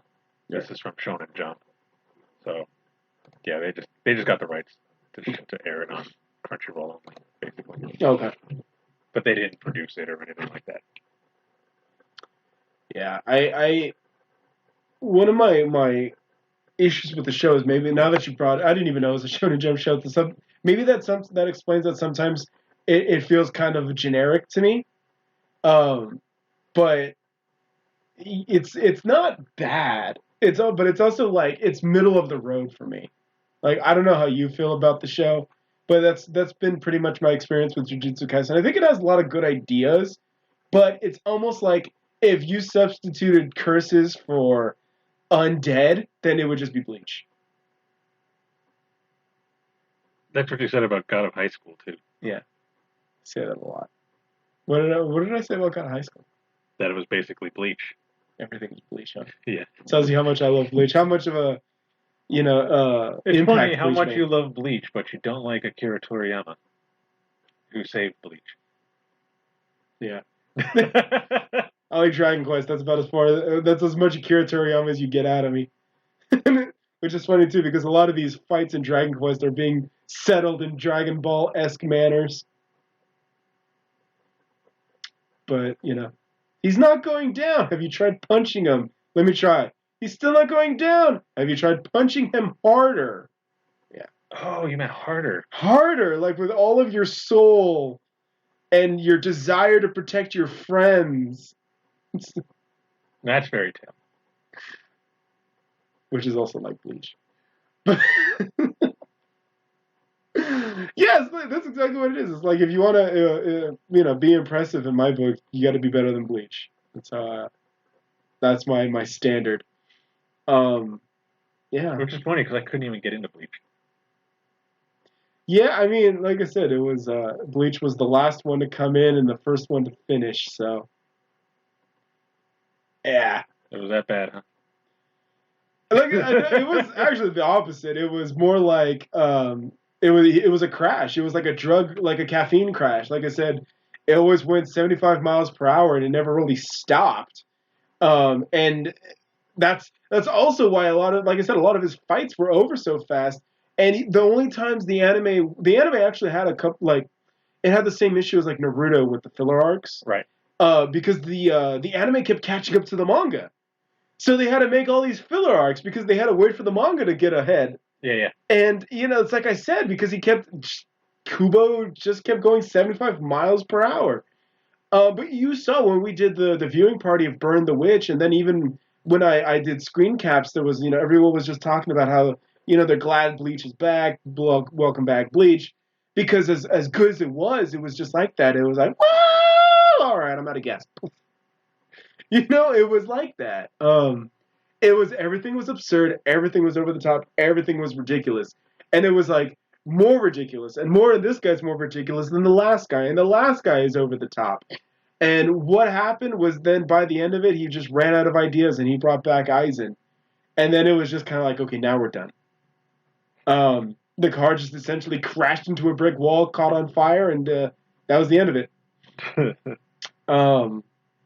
But yeah.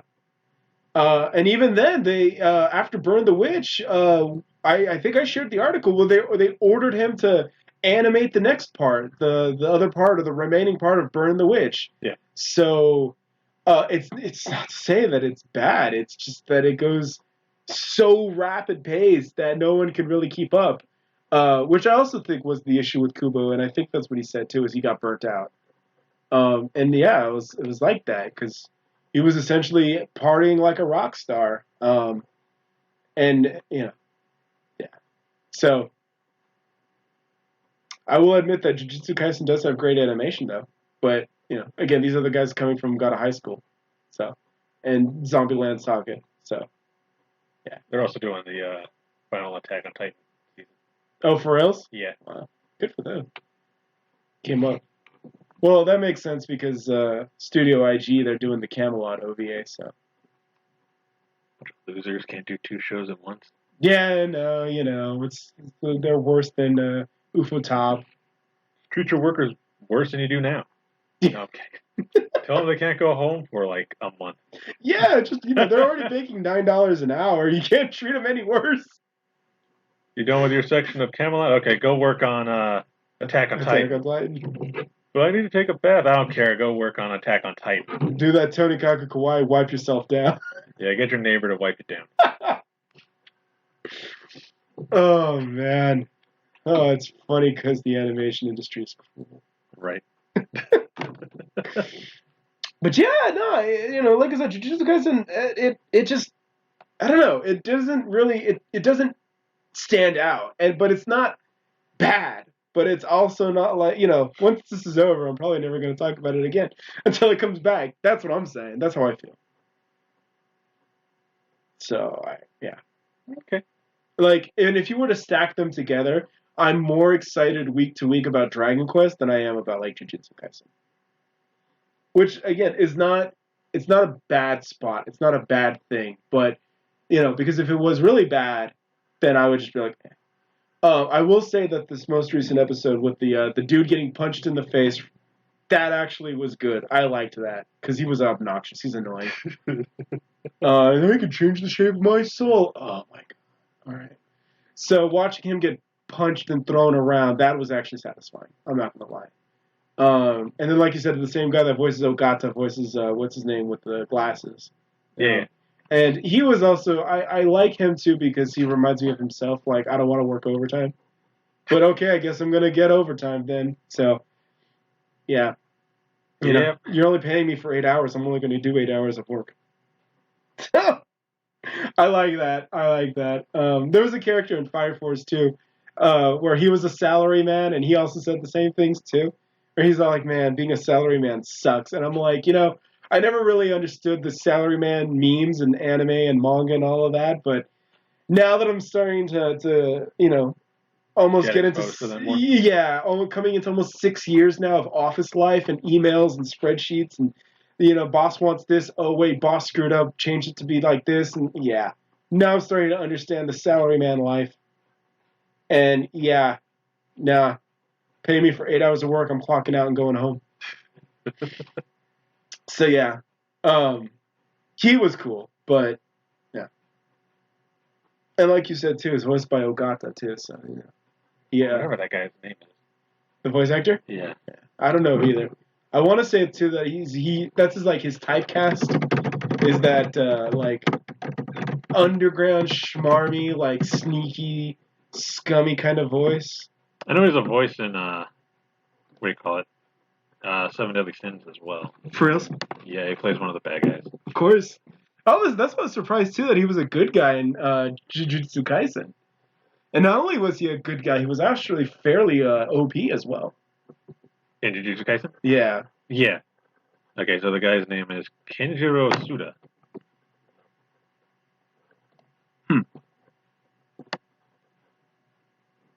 Yeah, he looks like he fits that character. He looks dead on like him. As if you were to dye his hair blonde, he would look just like him. Yeah. See here. So we're just glancing at his stuff. Air Gears, old school. Spitfire. I've never seen that. Baka to Test. Baki. The Grappler. Beck. That's old. Yeah, this is. Oh, he's been. Oh yeah, he was Overhaul in Boku no Hero. Oh, jeez. Oh. Which I should have remembered. Yeah. Sounds kind of similar. Yeah. Code Geass, he was in that. And nobody that I recognized. I didn't see that much of it. He's Yuda from Naruto no Ken. DD. Oh yeah. No, I never saw you. Okay. Well, so what's funny that you brought up Boku Hero because the All for One, that's the same voice actor's Japanese Solid Snake. Oh, is it? Yeah. Awesome. So that was it's pretty gnarly. He's Joker in Fire Force. Yes, he is. He is. And I made that observation too. He was the one I was trying to remember when we were talking about Golden Kamuy a couple of weeks ago. And I was like, he sounds like Joker from Fire Force. He also plays a character in Free. Rest in peace, Kyoani. They're still there. Yeah, no. Just getting back on their feet. Correct. Yeah. So Jujutsu Kaisen has a couple of voice actors too. But yeah, I will compliment them on their ending credits. Their ending credits is nice. Very fluid. Dancing to being so like models. hip in Tokyo. Yeah. So. And they're cranking out the merch surprisingly fast because what is it like? Gojo, his Nendo is out, and Yuji's Nendo, and with the Sukuna faceplate, both of those are like out. Yeah, they also got the fingers. Yeah, for Sukuna, right? For Yuji and Sukuna. Yeah. Let me see. There's a Yuji 7th scale for pre-order as well. Wow. I think there's a... No, that was the Nintendo. Yeah, I think that's about it. Right there, yeah. Man, I mean, considering there's no Sleepy Hime Nendo yet, but there's already Jujutsu Kaisen, that's pretty impressive. Right? No, he's also a character in Naruto. Of course. Is it Orochimaru? Oh, and One Piece. I was going to say Atomic Although Samurai. it's, I don't know. Yeah, Atomic Samurai and One Punch Man. Oh, man. Yeah, he's been around for a minute. Yeah, he has. Rurouni Kenshin. Meiji. Oh, that was the OVAs that came out like in 2015 or so, where they just basically summarized the Kyoto arc. No, he was in Serozanmai. He was that dude's brother. Oh, okay, the scumbag, the gangster brother. Yeah, the gangster brother. Okay. Yeah, kind of. I kind of remember that. Yeah. Hane's in Attack on Titan. That's not me. Yeah, I know. I tapped out on Attack after like 6 episodes. You did? Yeah, I didn't last too long on that. What's funny too is that Attack on Titan, I remember I was watching right around the same time as Kill la Kill. Like I was trying to watch them together, and I was just like, I'm done. I dropped both series. I was like, yeah, I'm not feeling either of these, man. Yeah. No, he was in God of High School. He was Jago, the shark dude. Oh, hey, like one of the big bad guys. Yeah. Good for him, man. He's been in like most of the major shows. Attack on Titan, One Punch Man, Boku Hero. He's Kento Saiba in Yu-Gi-Oh. Really? Yeah. Really? Yeah. No way. Really? That's what it says. Dude, that's Sigurd from FGO. No way. What? Funny that, obviously it's in alphabetical order, so if you would have led off with that, I would have been like, oh, I immediately know who you're talking about. And I'm going to, sidetracking for just a moment. For FGO's New Year's, all of the limiteds are in the pool, and I was kind of fearing that I'm going to get Sigurd as my GSSR. I kind of have a feeling, man. I have a feeling. I feel it. I'm never going to use him, but I feel it that he's going to show up. I'm going to get Kaiba for no real reason. If not him, then it's going to be like Moriarty. If I have a chance of getting Brynhild, he'll probably block me. He's like, nope, here I am. Stay away. That's hilarious. If you would have just led with that, I would have been like, oh yeah, that's it. Wow, damn, he is old. He's hella old. That's hilarious. Yeah, that's because, and then everybody was making that joke too when FGO's Sigurd was announced. They were like, it's Kaiba's voice actor, and so they all, making all of those. They put Sigurd's head on like, Kaiba's popped collars and all of that, and you're a third-rate master with the fourth-rate Chaldea, all of that. So yeah, the Kaiba memes were flying. Even Kita-shan said that too. He referenced that. He's all like, oh yeah, Sigurd is Kaiba's voice actor, so make all your Kaiba memes. Kaiba core. Screw the rules. Like, screw the gacha. I got money. Yeah. So good for him, man. And I think I've said this before too, but this might make me appreciate at least that character more. I don't know about the whole show, Jujutsu Kaisen, but yeah. Like I said, I already had a good vibe about that character too, but now I'm really, really liking him. Good job, Roman. You're making me care about this show more and more. No problem. That's what you do. You're here to bail out shows. Oh man, that's great. All for one character that wasn't even in there. But that's not true though, because he was in all the credits. He's in both the opening and the ending credits. Yeah. He just wasn't in the show until like around episode 10, so like 2 or 3 episodes ago. Yeah, because it's when they were investigating what happened at the theater. Yeah, that's when he debuted. And then I think it was episode 11 where he fought that. No. 10 is where he fought the dude. Yeah. 11 is where Yuji was with that kid. Right. Offed his mom. Yeah. Well, he didn't off his mom, but you know what I know what you mean. And 12. Yeah. So he came in at like episode 9 or 9. Yeah. There you go. He might be one of my favorite characters in the show. Not a bad pick. Pretty safe. He seems like your type of character. Yeah, right. Like I said, those types I'm feeling more and more drawn to these days. And on top of that too, again, well, the way he also when he's like, oh yeah, I'm gonna also instruct you. That is my type of hero. Again, it's the not quite necessarily the reluctant type, but the type that's like, well, I'm not normally the type to do this, but if I have to do this, fuck my life. That's definitely my type of character. I have things I would rather better do, but I'm being forced to do this. I'm gonna do it, and it's like, well, what things would you be doing? Sleeping. So yeah, and yeah, that is what I would be doing. So yeah,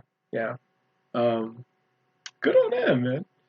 Dude, that's such a trip, though. I would never have. If you would have told me, I never would have known that's Kaiba. And like I said, I don't have him unlocked in my game, so it's not like I can pull up his name and be like, oh yeah, that's him right there.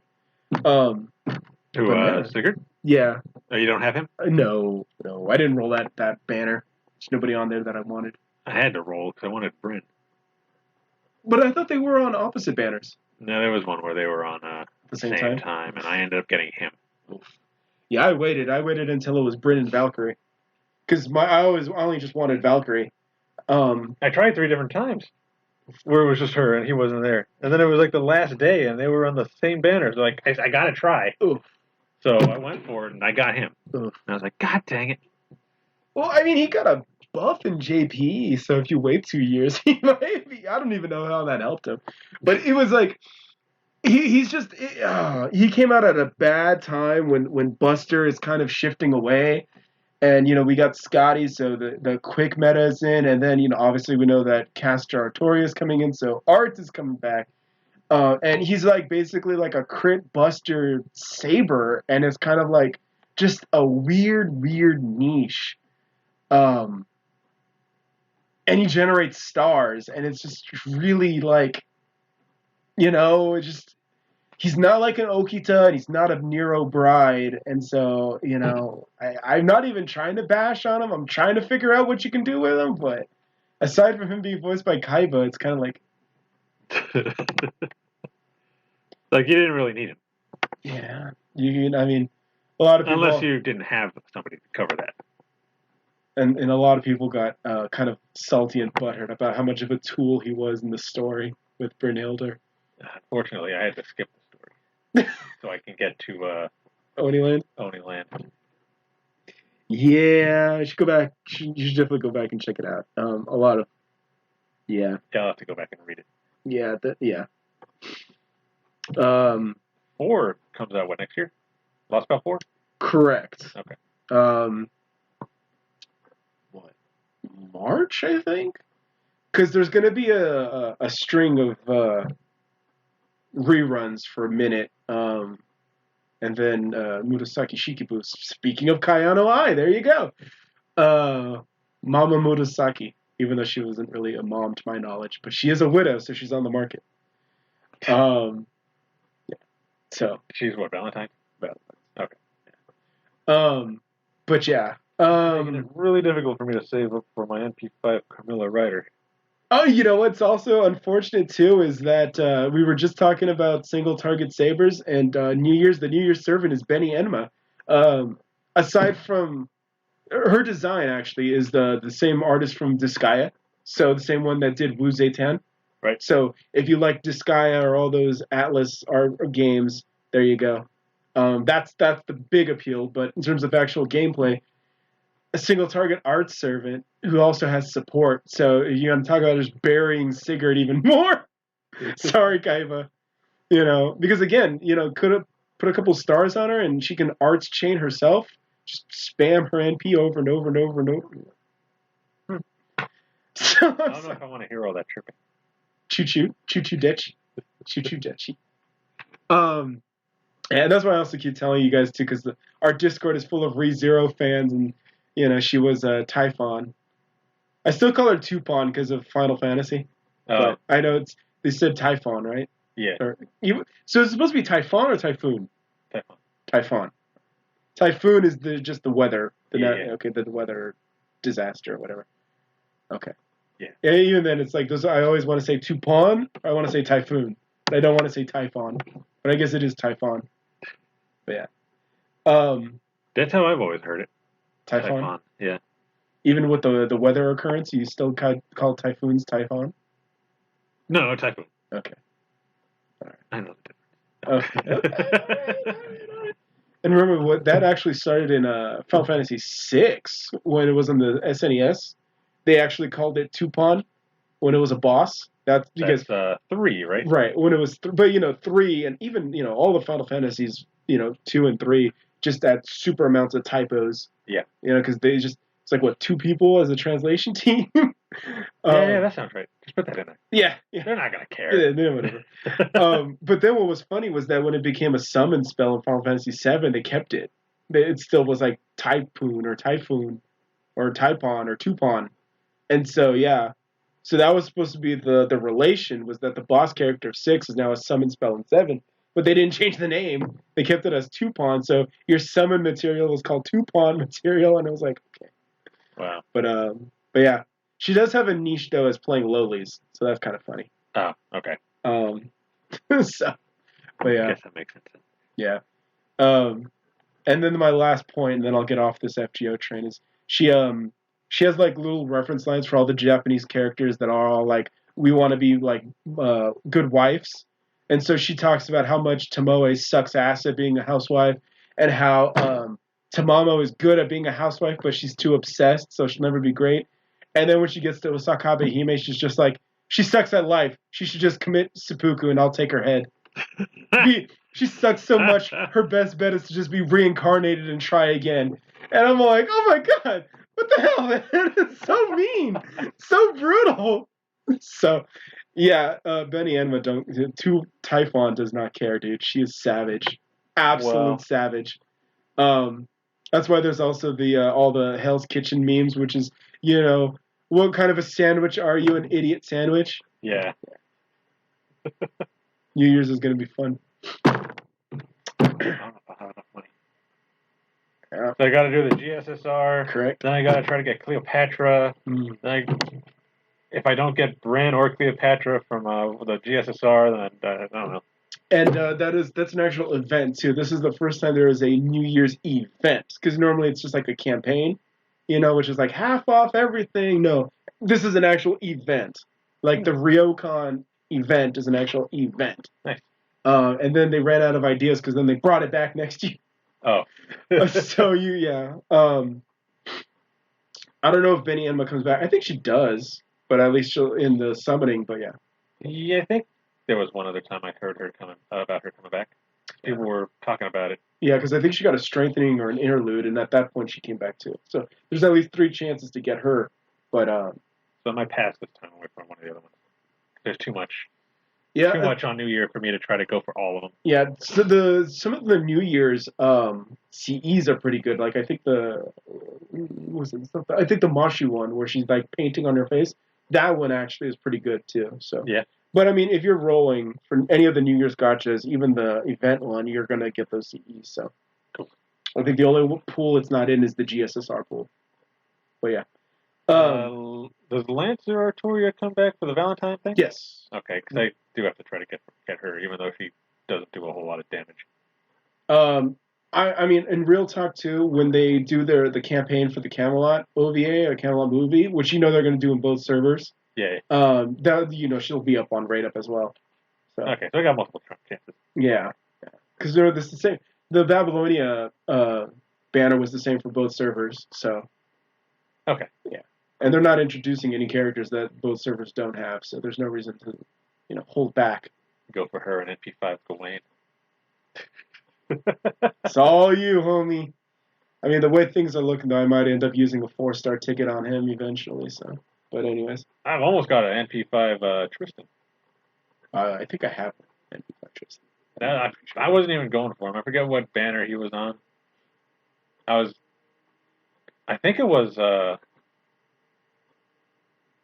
after Saber Wars. Mm-hmm. I don't remember what banner that was. but there was somebody I was going for, and he just kept popping up. And I was like, what is it with you, Tristan? You didn't want to show up at all before, and now you just don't want to leave me alone. This is so sad. Right? I kind of like Tristan, though. For the memes. Yeah, for the memes. Anyway. Yeah. I think we've rambled on. Yeah, so I don't know if you have anything left to say about Jujutsu Kaisen. Like I said, it's also weird, too, because the season's still going. So this is basically just a recap of what's happened over the last couple of weeks in Jujutsu Kaisen. But the new guy that they introduced, I like him. I think we're both fairly in agreement on that at least he's a fun character. Yeah. Yeah, I was gonna be very disappointed if they killed him off. Yeah, which is what they were hinting at too, and I was like, don't be like that. I was like, are they gonna kill him off already? No. I will say though, question: did that kid though, the emo kid with the mom that would have been best girl of the show? I mean, she could be half best girl. Did they kill him off, or is he just all jacked up right now? Did he die? Did they kill him off? Did Yuji kill him? He just like knocked him out. No, right? Yuji didn't kill him. Okay. It's just with the transformation, it took too much of a toll on his body, and it killed him. But so kid's dead, right? As far as we know right now, yes, Okay. he's dead. All right. Womp womp. Which is why Yuji went all berserk and yeah. Ultra Instinct. I wouldn't say Ultra Instinct on this one. Just a Gone was definite. No, not yeah, Gone, right? Yeah. Not Gone. Dude from Die. That's it. Die was definitely Ultra Instinct. Yeah. This guy, he's not Ultra Instinct. Yuji's not Ultra Instinct. No? Yuji's not Ultra Instinct. Okay. No, he's not even close. Yeah, Die does go Ultra Instinct. But yeah. But I mean, I actually enjoyed Jujutsu Kaisen. But I really like shonen, so Fair. I'm not like really picky about my shonen shows as long as it's entertaining. I'm good. And I really like this one. But I think I've mentioned before, I don't like a whole lot of supernatural type of shows. What was it? Muyo Turioji was one of them. Mm-hmm. This would be the next one. I guess you can count. Was it Yuna and the Hot Springs or whatever? Yeah. I guess you can count that one because that was technically supernatural. She was a ghost. That one's on my list, but I've held back because I want to watch the uncensored. That would be That'd be good. I think there's a fourth scale coming out of her. Interesting. I'll have to check. I think it might have been announced and it's not out yet, for pre-order. Okay. But I think I remember seeing photos of it. I'll have to double check on that. So, but your closing thoughts is that you and the Hot Springs is worth watching. Oh yeah, I thought it was good. Okay. Just it's your typical ecchi, goofy shonen type show. Yeah, with like supernatural girls, I believe. Right. Yeah, because you got a ghost. One of them's just a ninja. Of course. Not even supernatural. Of course. But it's probably going to be my favorite unless she's really dumb. Who was my favorite? She's like a dragon girl. Nice. But she doesn't have a tail or anything like that. But she wears like an eye patch. Really cool. Good. She's always trying to sleep with the dude. So sounds like a harem show. All right. So that'll wrap it up for FGO, right? Yeah. FGO talk. Like I said, you tell me that it's Kaiba. The first thing I'm like, oh, it's Singer because he's such a. Yeah, we kind of did what we usually do on some of these. That's okay. That's all right. But I enjoy it, guys. Okay, I'm liking Jujutsu Kaisen. Yeah. Yeah. I mean, I'm gonna keep watching too. Like I said, being middle of the road doesn't make you bad, doesn't make you good. So, if it was awful, then I would just not be watching it. But because we're not. You watched Peter Grill, so.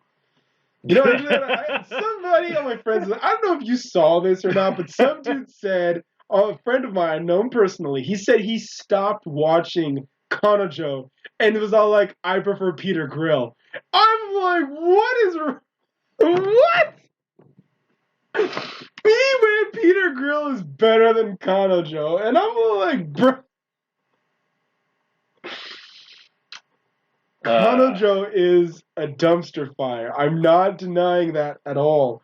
But Peter Grill is literally dumb. Literally dumb. Dumb. Like, it's dumb. I didn't watch it to better myself. I watched it because I wanted to feel bad about myself. And I didn't even say that after I finished Kanojo, but I did say that after watching Peter Grill. And he said with a straight face over Facebook that he prefers Peter Grill than Kanojo. I'm like, and I remind you too, Kanojo made me hate Aoyuki for the last 2 seasons. I'm just now forgiving her because she blessed my Chaldea in FGO twice in the same 10 shot. So I'm just now getting over, and Tamaki in Fire Force was great. And she actually had a nice redemption too in the last kind of wrap up of the current season.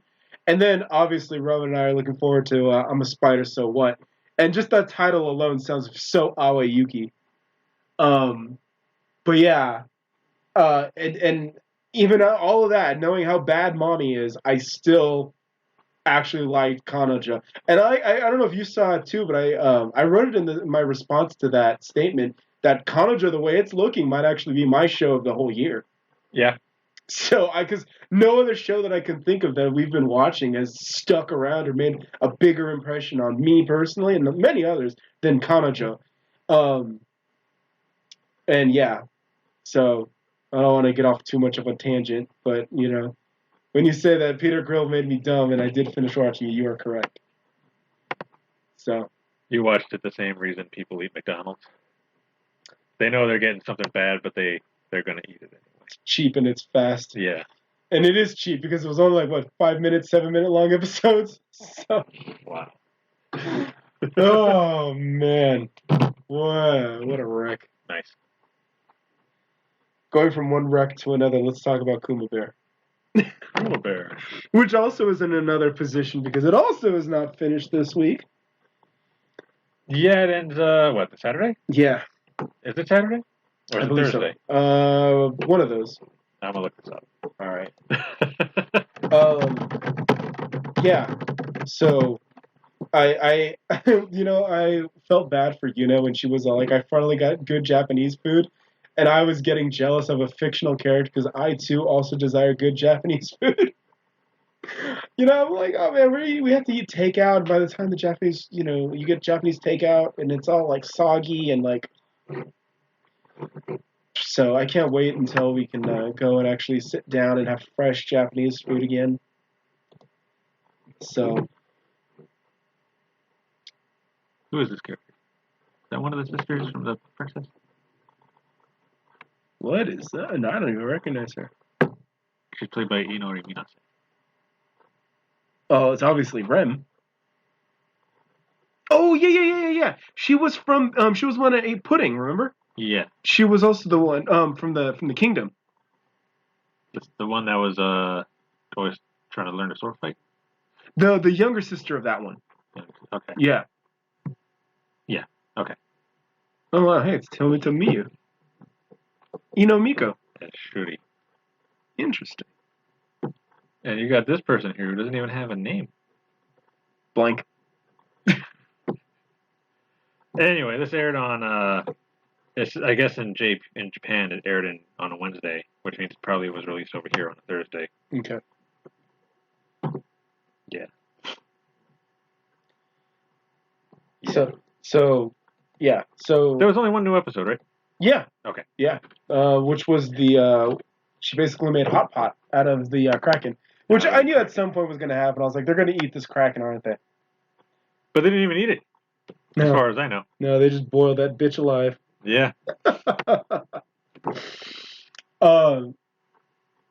So yeah. So like I said, in closing, I think that Kuma Bear ended up being what I thought Sleepy Hime was going to be. Closing.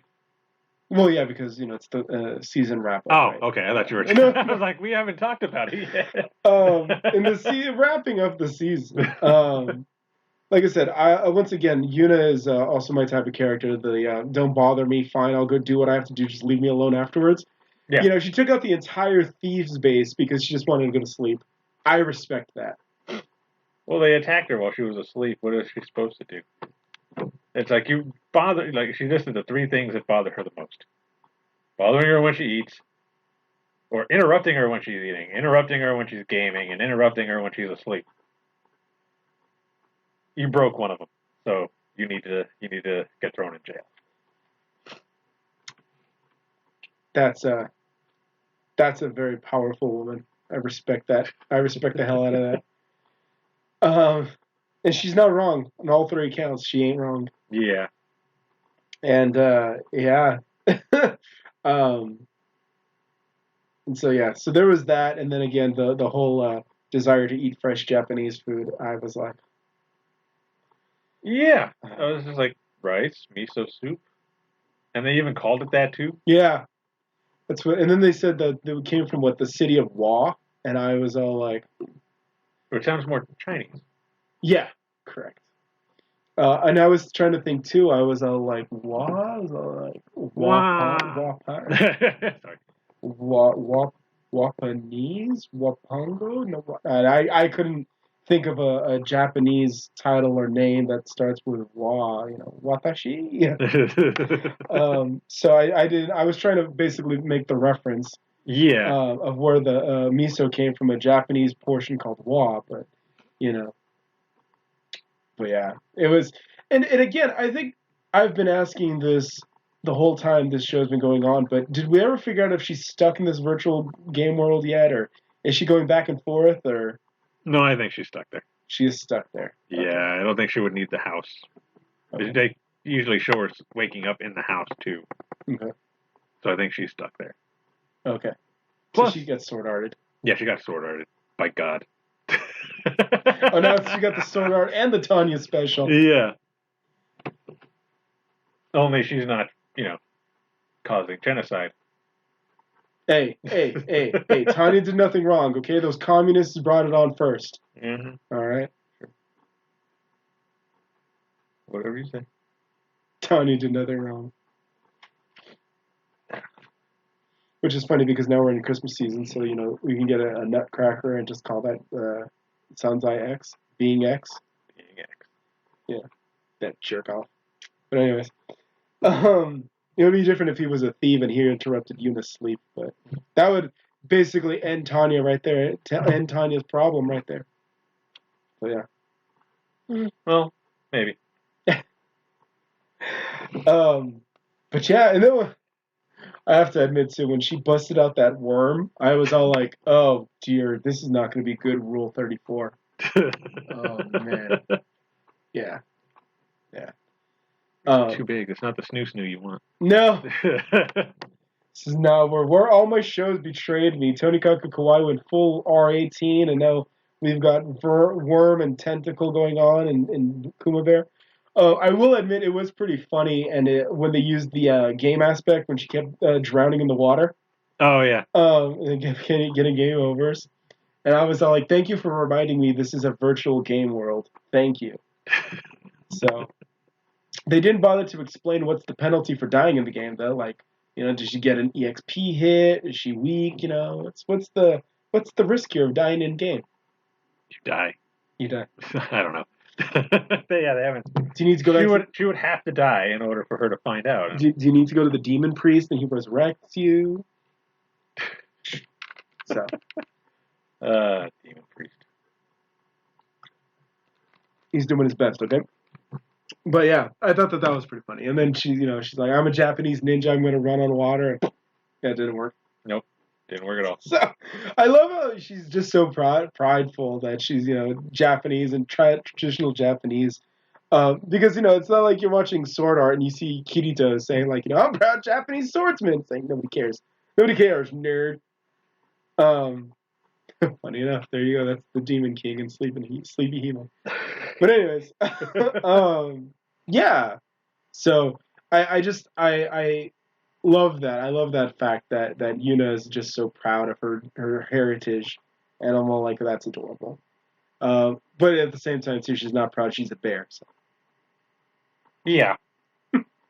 She's just a bear. Nothing else. So both of my questions did get answered, though. The questions that I had about two of my favorite shows of the season was, one, people do realize that Yuna is a girl in a bear suit, and two, that they recognize Suya just wants to sleep. Yeah. So those were always my two questions, and I think you brought it up too. You were like, I wonder if they think that Yuna is just a bear, like it's just a girl's face in a bear's mouth, and then they were like, no, they all recognize it's a girl in a bear suit. It's like, so that's one question, and then the other question we'll talk about later. Yeah. But yeah. Yeah, it was just kind of confusing. I always said a bear. Yeah. Like, no, it's a outfit. And even the new guild leader in the current town, even she was like, it's a Kuma? New waifu. New waifu? I figured that Roman... What? One episode before the end of the season, and they introduced waifu. God. Roman's like, where's the merch? Yeah. I need my life-size poster. Go right next to Uzaki. Fair? All right. So, yeah, there wasn't a huge lot, there weren't a lot of legal options. No, not really. in Kuma Bear. But yeah. By the way, Rude being like, did I walk into an adult establishment by mistake when she saw her? Oh. She's like, sitting at the bar drinking? No, and it wasn't even alcohol, it was tea. Totally wholesome. It's just tea, Yuna. Get your mind out of the gutter. Bear. Well, maybe she just saw Tonikaku Kawaii and was lied to, deceived, so now everything is lewd. And, but yeah. Yeah, I think we're still, or at least I still have the issue that I've always had where there was no significant threat. Which is funny, too, because this was a conversation I had on Discord with a couple other friends when we were talking about what shows coming out next season. And, I once again brought up my issue with Slime, which is I love Slime. I love the characters, even though the plot is kind of like flimsy. And it's always all like, okay, who's the actual threat here? And there is no real threat. And then the one character that was a threat, we bought her off with honey. Yeah. So, and then she just became a moron. So, I was like, it's the same thing here with Kuma Bear. Well, I guess you could kind of say the Kraken could have been a threat if she did physically try to fight it. Right. She had to be smart with that one. Trap it and practically waste all of her MP, burning it to death. Yep. Boiling it. Yep. Hot pot. Yep. So, hey, but she did it all for the miso soup, so. And the rice. I don't even know. How do you feel about Japanese food? Like, how do you feel about? And I'll make it even more streamlined. Let's say like Japanese quote unquote fast food. Like if we went to a sushi restaurant right now. I love sushi. Okay. So you're on the same page. I've also had just regular Japanese food. Okay. Like my first base was in Misawa. Mm-hmm. One of our the training sergeant that was like taking in all the new people on the base, kind of telling them how things are running there and what you're supposed to do, and took us out to eat one night. Yeah. And we went to this Japanese place, obviously. I don't even remember how far away from the base it was. It was walking distance because we all walked. Of course. But I remember everybody else was just like, oh, I want some ramen, I want this, and I was like, I'm just sitting there, and the lady left. I'm like, I didn't even get to order. And they called her back. And I was like, I'll take this. I just kind of pointed at it. It was all in Japanese. Right. And she's like, okay. And then I got my food first because it was all raw fish and like miso soup and rice and salad. And I was like, oh, okay. Cool. It was good. I liked it. I just like Japanese food. At least from what I've had. Nice. Obviously ramen, sushi, raw fish. The mainstreams. I like all that. Yeah. I've never had takoyaki.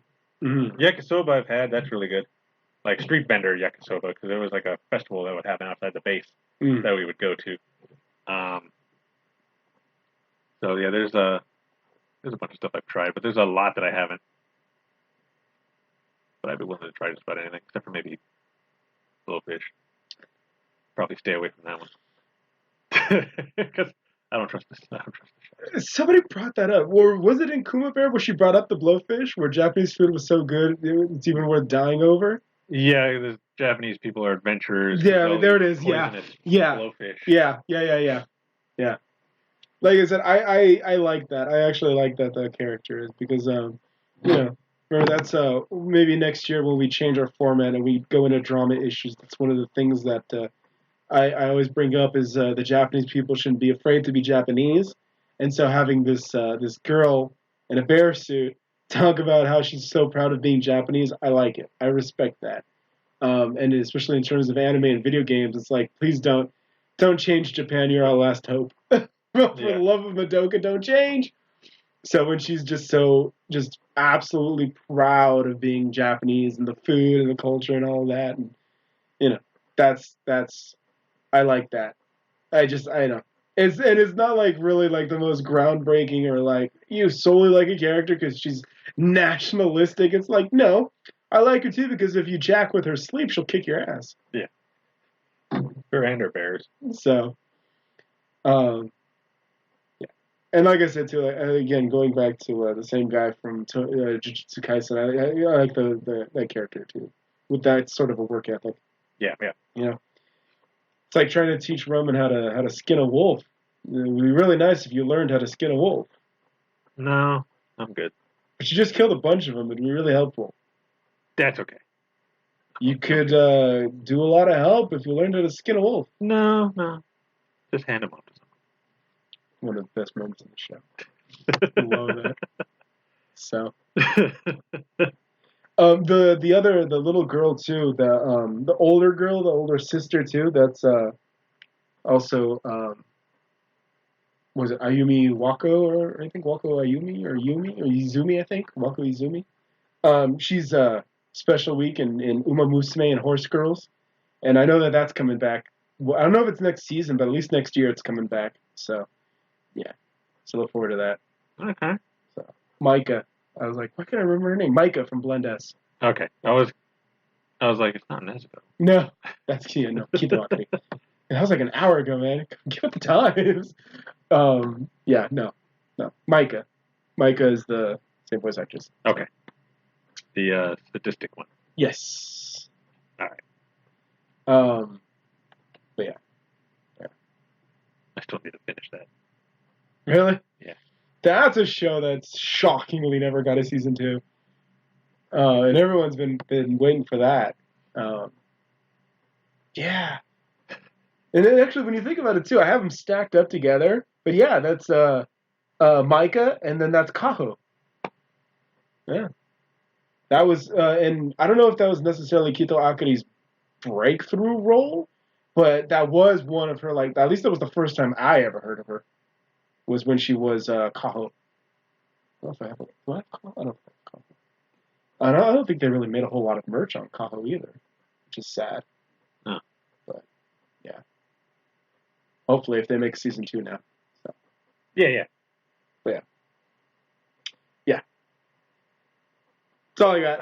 That's all I got. Like I said, it's also another weird spot too because Kuma Bear it hasn't finished yet, so can't really give my absolute closing thoughts. But I do hope that we do more. I think that this, as an isekai, I think was a pretty unique take because we've seen Mom and her 2-hit attacks, and she still was just using the power of momitude and swords. But this one, the power came from the Kigurumi. So I think that was all. And like I said, too, it was kind of a weird concept to have everything Kuma themed, but it shockingly worked. Yeah. It shockingly worked. And like I said, Yuna was a nice person, but only because it was like, fine, I guess I'll be nice and all that. So. But, and deep down inside, she's a big softie. Yeah. But I get how having to go be nice is bothersome, but I'll do it. Fine. I feel you on that. Right. Oh yeah. I really like the show. I thought it was funny. Uh, the little action we had was pretty good. Right? It was more. I guess you can kind of say it was more of a slice of life Yeah, right? with I agree. isekai elements and stuff like that. I agree. Um, Like it was so long ago that she fought the Black Viper, and that was a pretty decent action sequence. But that was episode 1, wasn't yeah, it? Yeah, yeah. that was episode 1. And I think after that, it was just kind of like, okay, where's more of that? Then we had the Goblin King, but that wasn't really much of a fight because she just trapped it in a hole and then blew it up. Yeah. Yeah, everything else she's fought was pretty much just easy, or they show like the end of it where she's defeating it. Or they made jokes out of it where like she was fighting the dude in the forest with all of his monsters, and everybody's like at the castle like, this bear is killing all these monsters. It's like, can I see it? Can I see her killing the monsters? But even still, it was still a good show, despite the lack of action. It does not everything needs action, so you know. Just if you're gonna introduce the show with action, yeah, it'd be nice to see a little more. Yeah. Especially, and they hyped her up too, because remember she was godlike in the online RPG too, in the MMO. Yeah. Before God made her a Kikudumi. She had maxed out her level and all of her stats, best equipment and everything. And then God got rid of it and gave her a bear outfit. That she was like, "What is this?" But she was even more OP. So, yeah. Speaking of OP too, Waka. God, I forgot. I apologize for butchering her name. She was also Mile in Make My Abilities Average. Oh, really? Okay. So, and yeah, go figure. I told you, same character too. She's just kind of like, okay, I'm strong, but all right, I'll do what I got to do. I just wish I wasn't so strong, and people didn't pay attention to me. But okay, I'll be strong. I'll just try not to stand out, but do everything to make me stand out. Yeah. It's kind of hard for Yuna not to stand out because she's in a bear. The Kikudumi. Yeah. Yeah. And then she even didn't even name the bears right. She's just like, I just threw it out there. Wasn't even trying. And they're like, like, what? Didn't even think of our names, really, then? You got depressed. Oh, man. But yeah. Yeah, the bears are funny. How they would get, like, mopey whenever something they didn't like what happened. Or no one would pay attention to one or give more attention to the other one. Yeah. Yeah. And then we, and basically, even though the bear motif was obviously the central element, I think what we really saved the world with was cooking. Because, once we introduced hamburgers and pizza and pudding to the world, it was over, man. Yeah, everybody's going to get fat.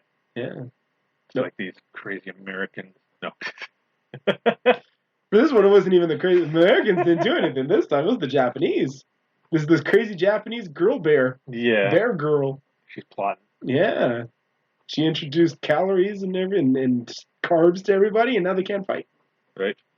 Hamburgers, pizzas, spaghetti. Although I will say once again, that dude that put ketchup on the eggs, you gotta go, homie. No. Yeah. I think he stopped that though, didn't he? Yeah, he did. He did stop it. Good. That's still one of the funniest moments for me. Yeah. Where the mom was like, "Are you putting ketchup on your eggs?" Hella random.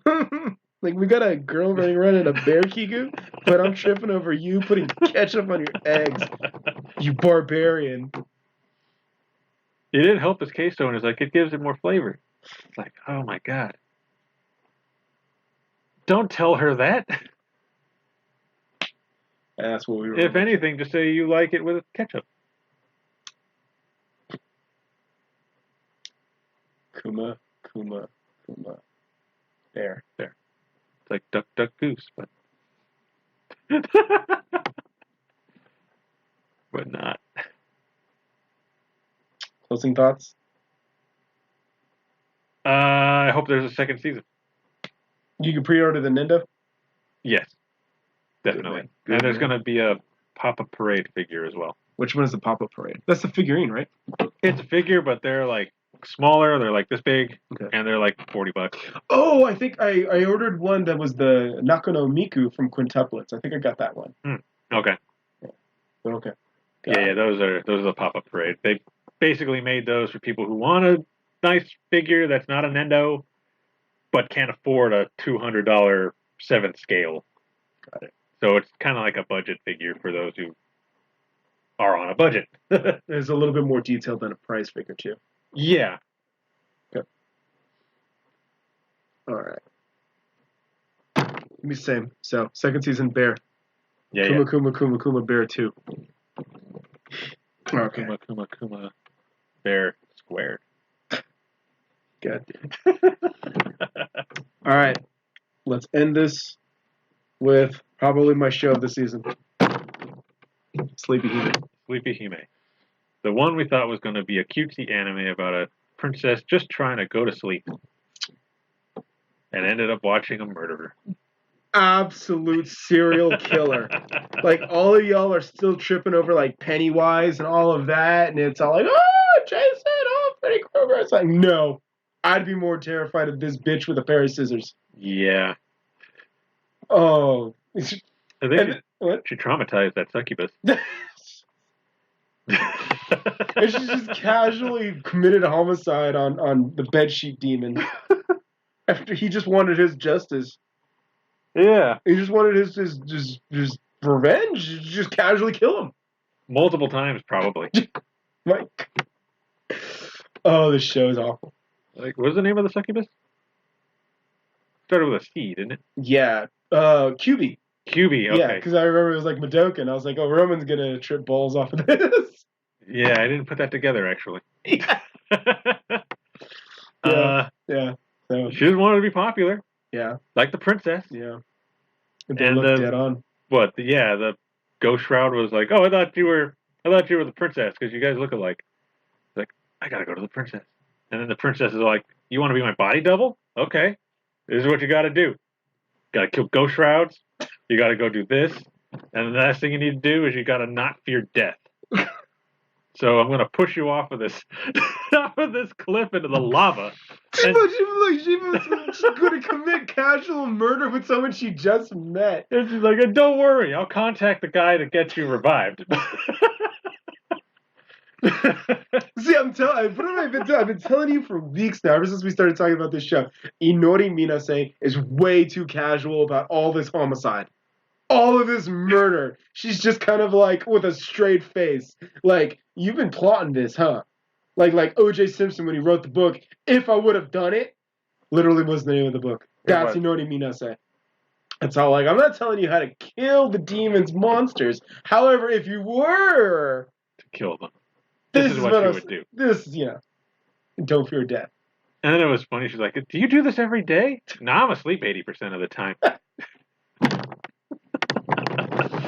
She's like, what's the point of me learning all this? Because you're going to do it for me. And then when she killed the Ghost Shroud, was it QB? Was like, Ghost Shroud! Yeah. No. It's just a drive-by, just beheading. Oh my god. Oh no. My god.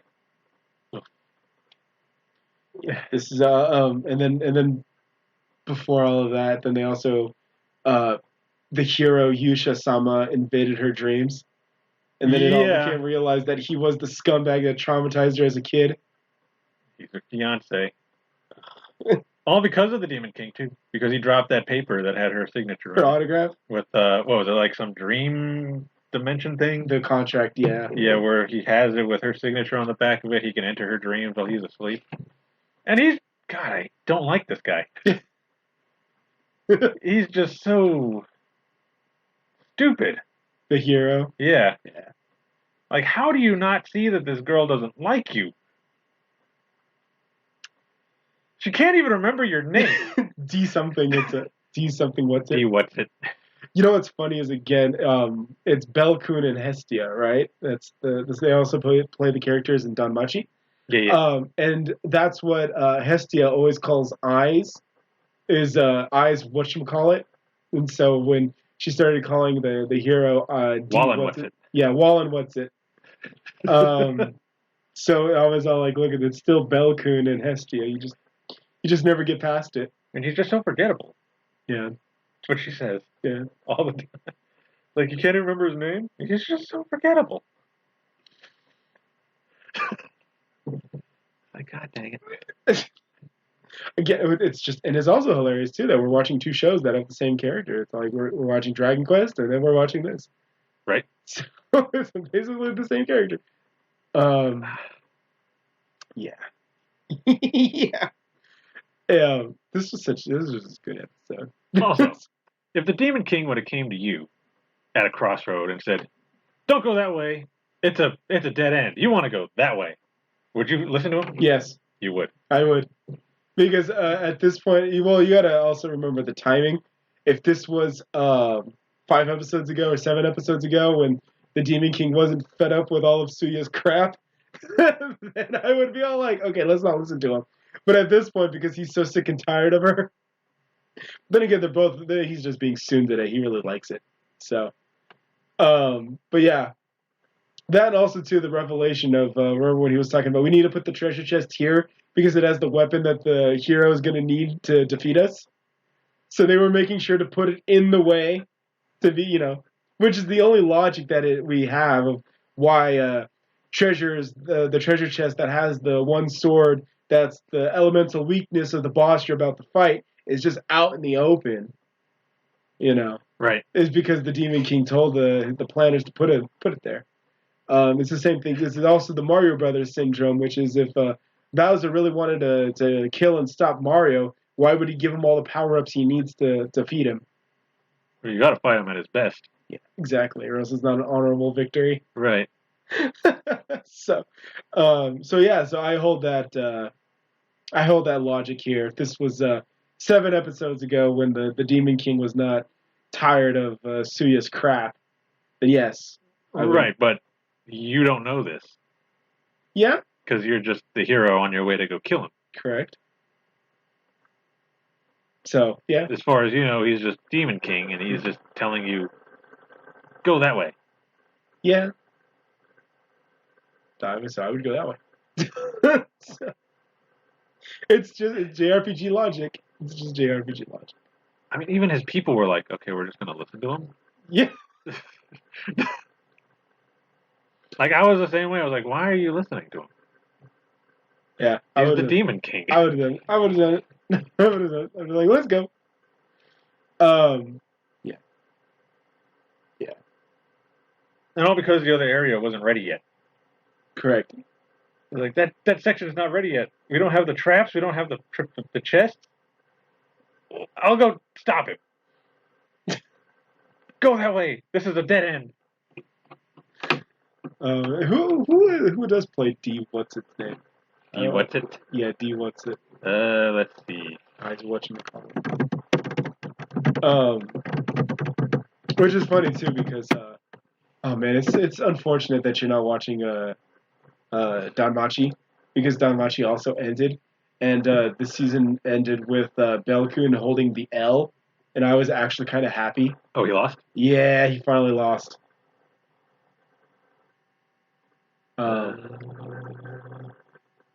Yusha. Yeah. Oh wow, they even have the new girl. Oh, do they? The succubus. Look how Hara Sayaka had her birthday. Ariozawa. To recognize her, of course. That's Kiritsugu. He also had a birthday. Oh, look, it's Edie and Kiritsugu. Hey, I think I pointed that out. Yeah. Oh, yeah, he got jacked up, too. She stole all his spines. What a dick. Dude. Rem is such a dick. So let's see. Where is this guy? Yusha, or Hiro, or whatever. I'm just looking at the images to see if I see him. Hmm? It might be under Yusha. Yeah, there he is. Yusha Akatsuki. Is that his actual name? Yes, because they do call him Akatsuki. Wow. Hiro Shimono. We're padding the time. Let me Bear with us. Let's see. What are we doing? Appleseed. That's old. Yeah, but this is 13. I don't know if that's one of the. I don't know. Bakuto Test. There's a lot of Bakuto Test guys today. Yeah. Berserk. He's the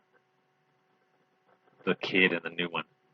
Oh, so he's a more recent character? More recent character. Oh, okay. Well, he's Dabi in Boku no Hero.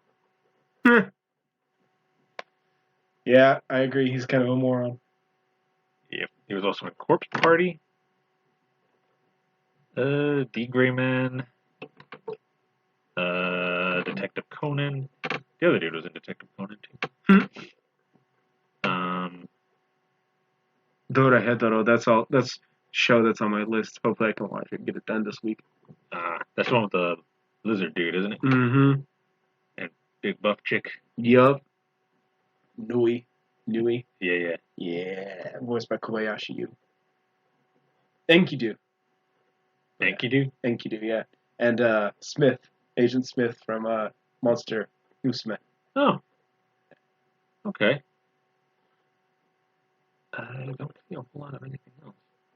Looks like a lot of supporting characters. Yeah, not supporting. That's fine. He's a support character in here too, and nobody likes him. Just like Dabi, nobody likes him. Oh, he's in it too. Like I said, nobody likes him. Oh my goodness. Yo, you know what this means though? This means that now when you put it like that in Demon Slayer terms, that you have Inosuke bullying Zenitsu. That's hilarious. That is hilarious. I don't know why I was blanking on Inosuke there for a moment. So like Tanjiro. No, wait, that's the other nerd. No, yeah. Yoshitsugu does Inosuke. So that's hilarious. Yeah, Demon King shows up and tells Zenitsu. So they roll swap. So now Zenitsu is a moron and Inosuke is intelligent. That's hilarious. He was also the main character in Rothafon. Roxfon? Yeah. Wow, that's old. That's like 2003. Connie Springer in Attack on Titan.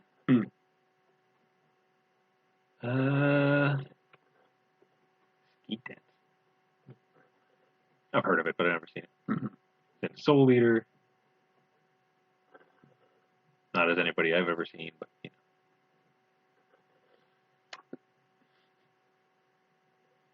Tokyo Ghoul. And I think that's about it. Yeah, that's it. Well, that's everything that I recognize. Yes. I think that's the other thing too that I liked about Sleepy Hime is this show that I knew nothing about. Has actually a very damn good vocal cast. Like, these are some heavy hitters that I never imagined would be in the same show together. Yeah, that's great. That's great. Yeah, and it's like, it's killing me. So like I said, I always made that running joke that Minase always played these like psychotic serial killers. Yeah. In all her shows, and she just has this recurring theme where she always just bullies characters. Rem bullies Subaru, and Reynes bullies Waver, et cetera, et cetera, et cetera. Yeah. And then she's just so casual about it too. And it's just casually committing homicide on these poor monsters, and it's like, if you want me to feel sympathy for the monsters, this is how you do it. So she also got the Demon King in trouble when she was doing her practice pajama party. Oh, he doesn't know anything about love. What are you talking about? All because the demon priest overheard a little bit of their conversation and thought that he was saying that he was in love with the princess. He's like, I can't allow it. Turned it into an 80s anime style romance. Yeah. That's why screen cap I tagged you in. Poor Harpy. Yeah. She was like all excited about this pajama party, and then she comes to see her again. She goes, "No, I'm not going. I don't need to after doing my practice run. So, bye." Poor Harpy, I think, was best girl too. So, not to take anything away from Alrane, but yeah. She just wants a friend. Yeah. A human friend. Yeah. Princess is just playing hard to get. Yeah. Very hard to get. Well, I mean, has Harpy tried murdering some monster? Not yet, but I'm pretty sure she'll get to that point eventually if she starts noticing that she enjoys that. She'll be like, I'm just going to kill a ghost shroud in front of her. No. Give her the sheet. I almost want to say I want a second season, but I don't know if I can take a second season. And I don't know how much torture I can see these guys getting into. I want one. Yeah. And it's also interesting too because I know that there were shows that always tried to take like new spins on these adventure Dragon Quest style things. Like there's the other one too where they go and they the cooking in dungeons one. Yeah. Where they cook like the mimic and all of that and they make broth out of the skeletons. So this one, even though the concept itself is dumb, the princess just wants to sleep. The way that she actually crafts the different monsters is just kind of like, wow. But again, only a psychotic genius like Minase can make this like adorable and cute. So like, oh. And then like I said, you had Hayami Saori there as the narrator egging her on. So at the end of every chapter, let's say, when Hayami Saori would come out and do her little quest complete, and you're just kind of like, yay. I'm assuming they're going to show her mom this episode? Yeah, in the season finale, yeah. Because they did say that she was playing the mom. Yes. And I was like, they didn't show her this episode, so it's got to be the final one. When they showed her in the real briefly on the one where they went to the festival, I believe. Oh, did they? Yeah, that was her when she was talking to her. Oh, yeah, yeah. For some reason, they didn't credit her, or I guess they didn't officially announce it. But it also could have been that was like a 2-minute flashback, or Right. So, but in the last episode, I guess they're gonna formally make it official. Yeah, she's gonna actually come out as the character and all that. So. Yeah. But yeah. Yeah, that's yeah. Interesting. Because Hayami Saori has been in every other major show this season, so why not Sleepy Hime too? Yeah, why not? Finds her way in there somehow. So it's like Aoyuki, can't get rid of him. No, no, and then even when you do, you're like, okay, this show doesn't have Aoyuki or Hayami Saori, then it's Toriyama now. It's like. Can't get rid of them. Those are your 3 queens right now. Well, whatever they're doing their job. That's right. They're getting work. That's right. Naoyuki is the Dwayne Johnson of the anime industry. Never says no to a role. She knows her role. Yeah, Jumperoni. Yeah. Lay a smackdown on Roman in his eardrums. Yeah. Yeah. But yeah. And I think that's it too, because I think we've only had this one episode since the last time we talked. Because the one before this was the when they went to the festival. The festival. Kill the monsters. Yeah, the kill the monsters one. Which is what got her into trouble because she drew that symbol to represent what's happy monsters, smile, whatever monsters. Yeah. And was giving them to the teddy demons. And he picked one up. And ended up taking it with him when he went to go tell the hero to go right instead of left. Oh, such a dumb show. I love it so much, though. They announced Suya's Nendo, though, I believe. Oh, did they? I believe so. Or at least they put out the prototype. I know that it's coming. I know that. I want to say that they did, though.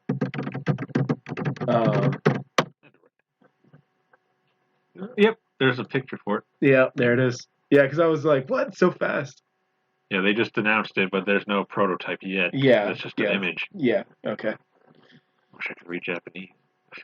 It just says coming soon. I don't think it actually says when.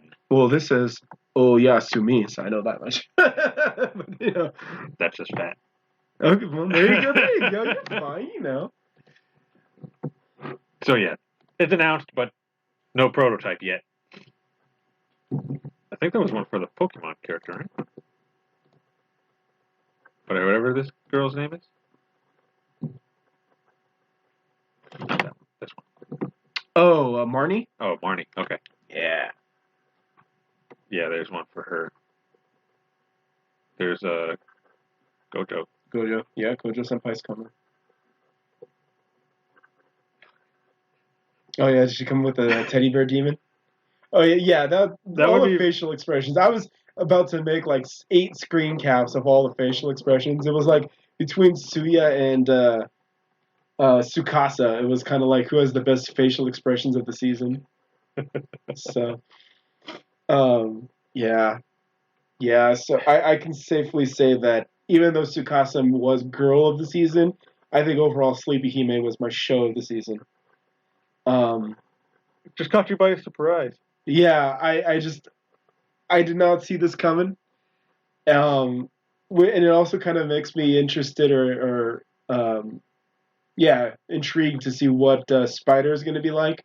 I will say these same people who I was talking about with Slime, they don't like the motif that it's going to be a spider, but I wouldn't be surprised if it turns into a human like Rimuru is or something. So, from what I saw, she becomes an arachnid. Okay, there you go. So half spider, half person. Voiced by Aoyuki. Okay. All right. I saw an image of it on comments. Okay. And so it was like, this is what she becomes in the light novel. Like, oh, nice. An arachnid. Yeah, and Rhaenyra was my favorite in Monster Musume, so we're on the right track. Mine was lava. Portable on a hole. But anyways, that's getting into that Tonikaku Kawaii stuff. Yeah. But yeah, man, I don't, and Sleepy Hime also seems like one of those shows that it absolutely deserves to have another season, but it won't because who knows why. Yeah. It's I can't even imagine that the budget on this show for all these big name voice actors. I mean, Ayane Sakura was in there too, man. I mean, jeez. And she was the genie. Oh. Yeah. Okay. Hentai Haven Chan. So Ran. Yeah. Yeah. So it's I don't know, man. I don't know. But I mean, I would absolutely love to see more of this because I just love the torture. I'm a terrible person. But yeah. So Love to see her kill those shroud. She just wants to sleep, man, and not get annoyed by what's it? Yeah, D what's it? In her dreams, having nightmares. Then the Kronos, the sleep demon, he's also just like Suya. It's like, oh my god. Is there anybody on this show that's not dumb? Is there anybody in this whole castle that's not bad at their job? So maybe Poseidon. Yeah. We haven't really seen what he could do yet. Well, remember he got talked out. Yeah, but would that be considered dumb or? Yeah, I would consider that bad at his job because he has to be, stoic and ready to go at a moment's notice. And if he gets thrown off because of one compliment, well, I'm sure nobody's ever complimented him before. Yeah, no. Not even his brother. No. Hades. Yeah. Who's way dumb. Yeah. Totally. She was cutting up his cloak, and he didn't even notice. He was wearing it. Yeah. Oh, this show's so dumb. I love it. This show's so dumb. Oh man. Oh, so there you go. And then you get to look forward to Inori Minase possibly coming back as Rem in what, 2 weeks, 3 weeks? Yeah, like 3 weeks. Who? Rem. Blue Ram. Amelia?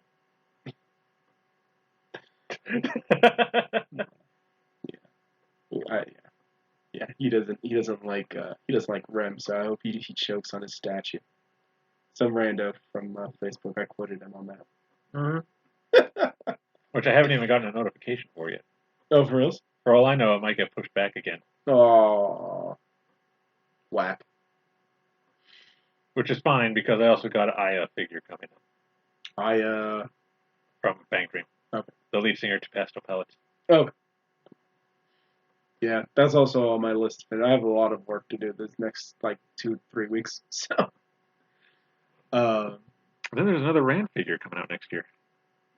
Oh, really? Yeah, that I got pre-ordered. It's funny, they got 2 Rand figures and only one of everybody else. Except for Kasumi and Kokoro. They don't have figures yet. Well, it's anti-Haven Chan, so, gotta represent. Especially since now she's, out of a job. So. But,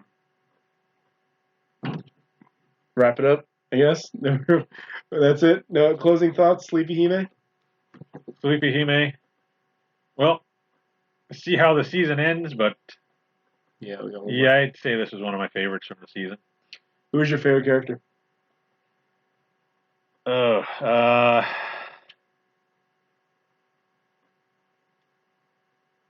teddy bear. I was gonna say I'm gonna go with the priest. The priest? Okay. The priest. Okay. All right. Yeah, he was kind of funny. All right. And I would say the most competent out of them all. Yes. As far as the demons go. Yes. He also, actually, to his credit, he did figure out who D What's It was when no one else could. Yeah. So, yeah. Very first time she mentioned him. Yeah. He just thought about it, oh my god. He's the fiance. Yeah. So, fair choice. My favorite character? Yeah.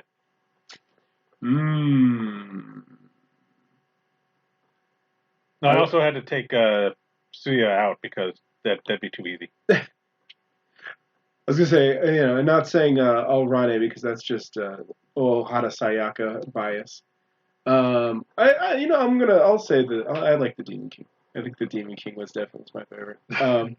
It's I usually try not to pick the Yoshitsugu characters because for the most part he's always except for Inosuke, he always typecast as main character, cardboard main character. But I think that this one time I think that he actually was pretty good. I feel, and my heart goes out to him too because he's doing his best. He really is, but he got so far, but in the end, it doesn't even matter. Yeah. And that's my closing thoughts right there. I'm gonna end it right there on that Linkin Park. Yeah, buddy. All right. So, all right then. Yeah. So, well, to wrap it all up and bring it all back home. Thank you, everyone. Obviously, I'm not going to tell you about what happened this year in 2020. I think everyone pretty much knows. But hopefully, here's to next year being better.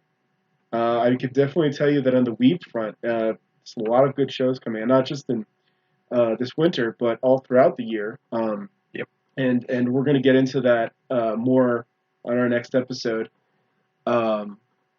And we'll have to look up and see what exactly is coming out. Yeah. So from me personally, thank you everyone that's been checking these out. Thank you for sticking around. Yep. We hope that everyone participates more. The Discord has been, when you guys jump in there and you guys are dropping your memes and your videos and your links, I try my best to go through all of them and respond. And the way when that I have is when I react. That's why I always do the little reactions and all that, those little stickers, because that shows that I my mark that I've read and looked at your stuff. And then I hope that we continue on, and we get more and more people. And like I said, like the Facebook page if you haven't. Join the Discord, participate in there. And maybe someday we'll play Genshin Impact together. We'll do a Anime Mystics party or raid party or something. And so, Merry Christmas and Happy New Year. So, Yep. I'll have this out before Christmas, hopefully. So you actually get the Merry Christmas. Yeah. I mean, regardless, I know Hanukkah, I think, might even still be going on. So if it passed, I hope it was a good Hanukkah. And all those other 37 holidays that are also going on in the next 2 weeks before New Year's. Yep. Yeah, that's pretty much it from me. Check out Roman's store. Go buy his stuff. Yeah, I'll post a link when it's up. Right now, I just got to do the, I guess, paragraph portion of it. Show. The legal talk. It's not going to be fun, but it's got to be done. Because I think I got just about everything I could put up as far as figures. Nice. I just got to do plush and character goods. Nice. Keychains and stuff like that. Some I actually have at the house, though. I got FGO stuff. I got one Uzaki. Yeah. Mostly FGO. The stuff that sells. Yeah. Hopefully. So, yeah. Basically everything Sano said. Merry Christmas, Happy Hanukkah, Happy New Year, Kwanzaa, whatever. Whatever you celebrate. I think that's why everybody just usually goes with a Happy Holidays. But, we like to try to mention as many as we can. So look forward to what we're coming up with next year. Hopefully it's entertaining for you all. We don't really get too much feedback on these, so we don't know if you find these entertaining. I'm assuming if you keep coming back, then you do. Usually it's always Where's One Piece? Yeah. Where's One Piece? It's on Raftel, that's where. But yeah, that'll be the 4th. And again, we'll be having someone else coming on with us, a third person, to get not just mine and Sano's input, but a third female outlook as well. Yeah. A third opinion. Yep, third opinion. And next year is basically just to look to see what's coming out for the year, what we're looking forward to, and introduce the new person. Have them give an introduction on who they are, what kind of anime, video games, whatever they're into, and get you all acquainted. Cool. So, till then, bye. Be good. Peace.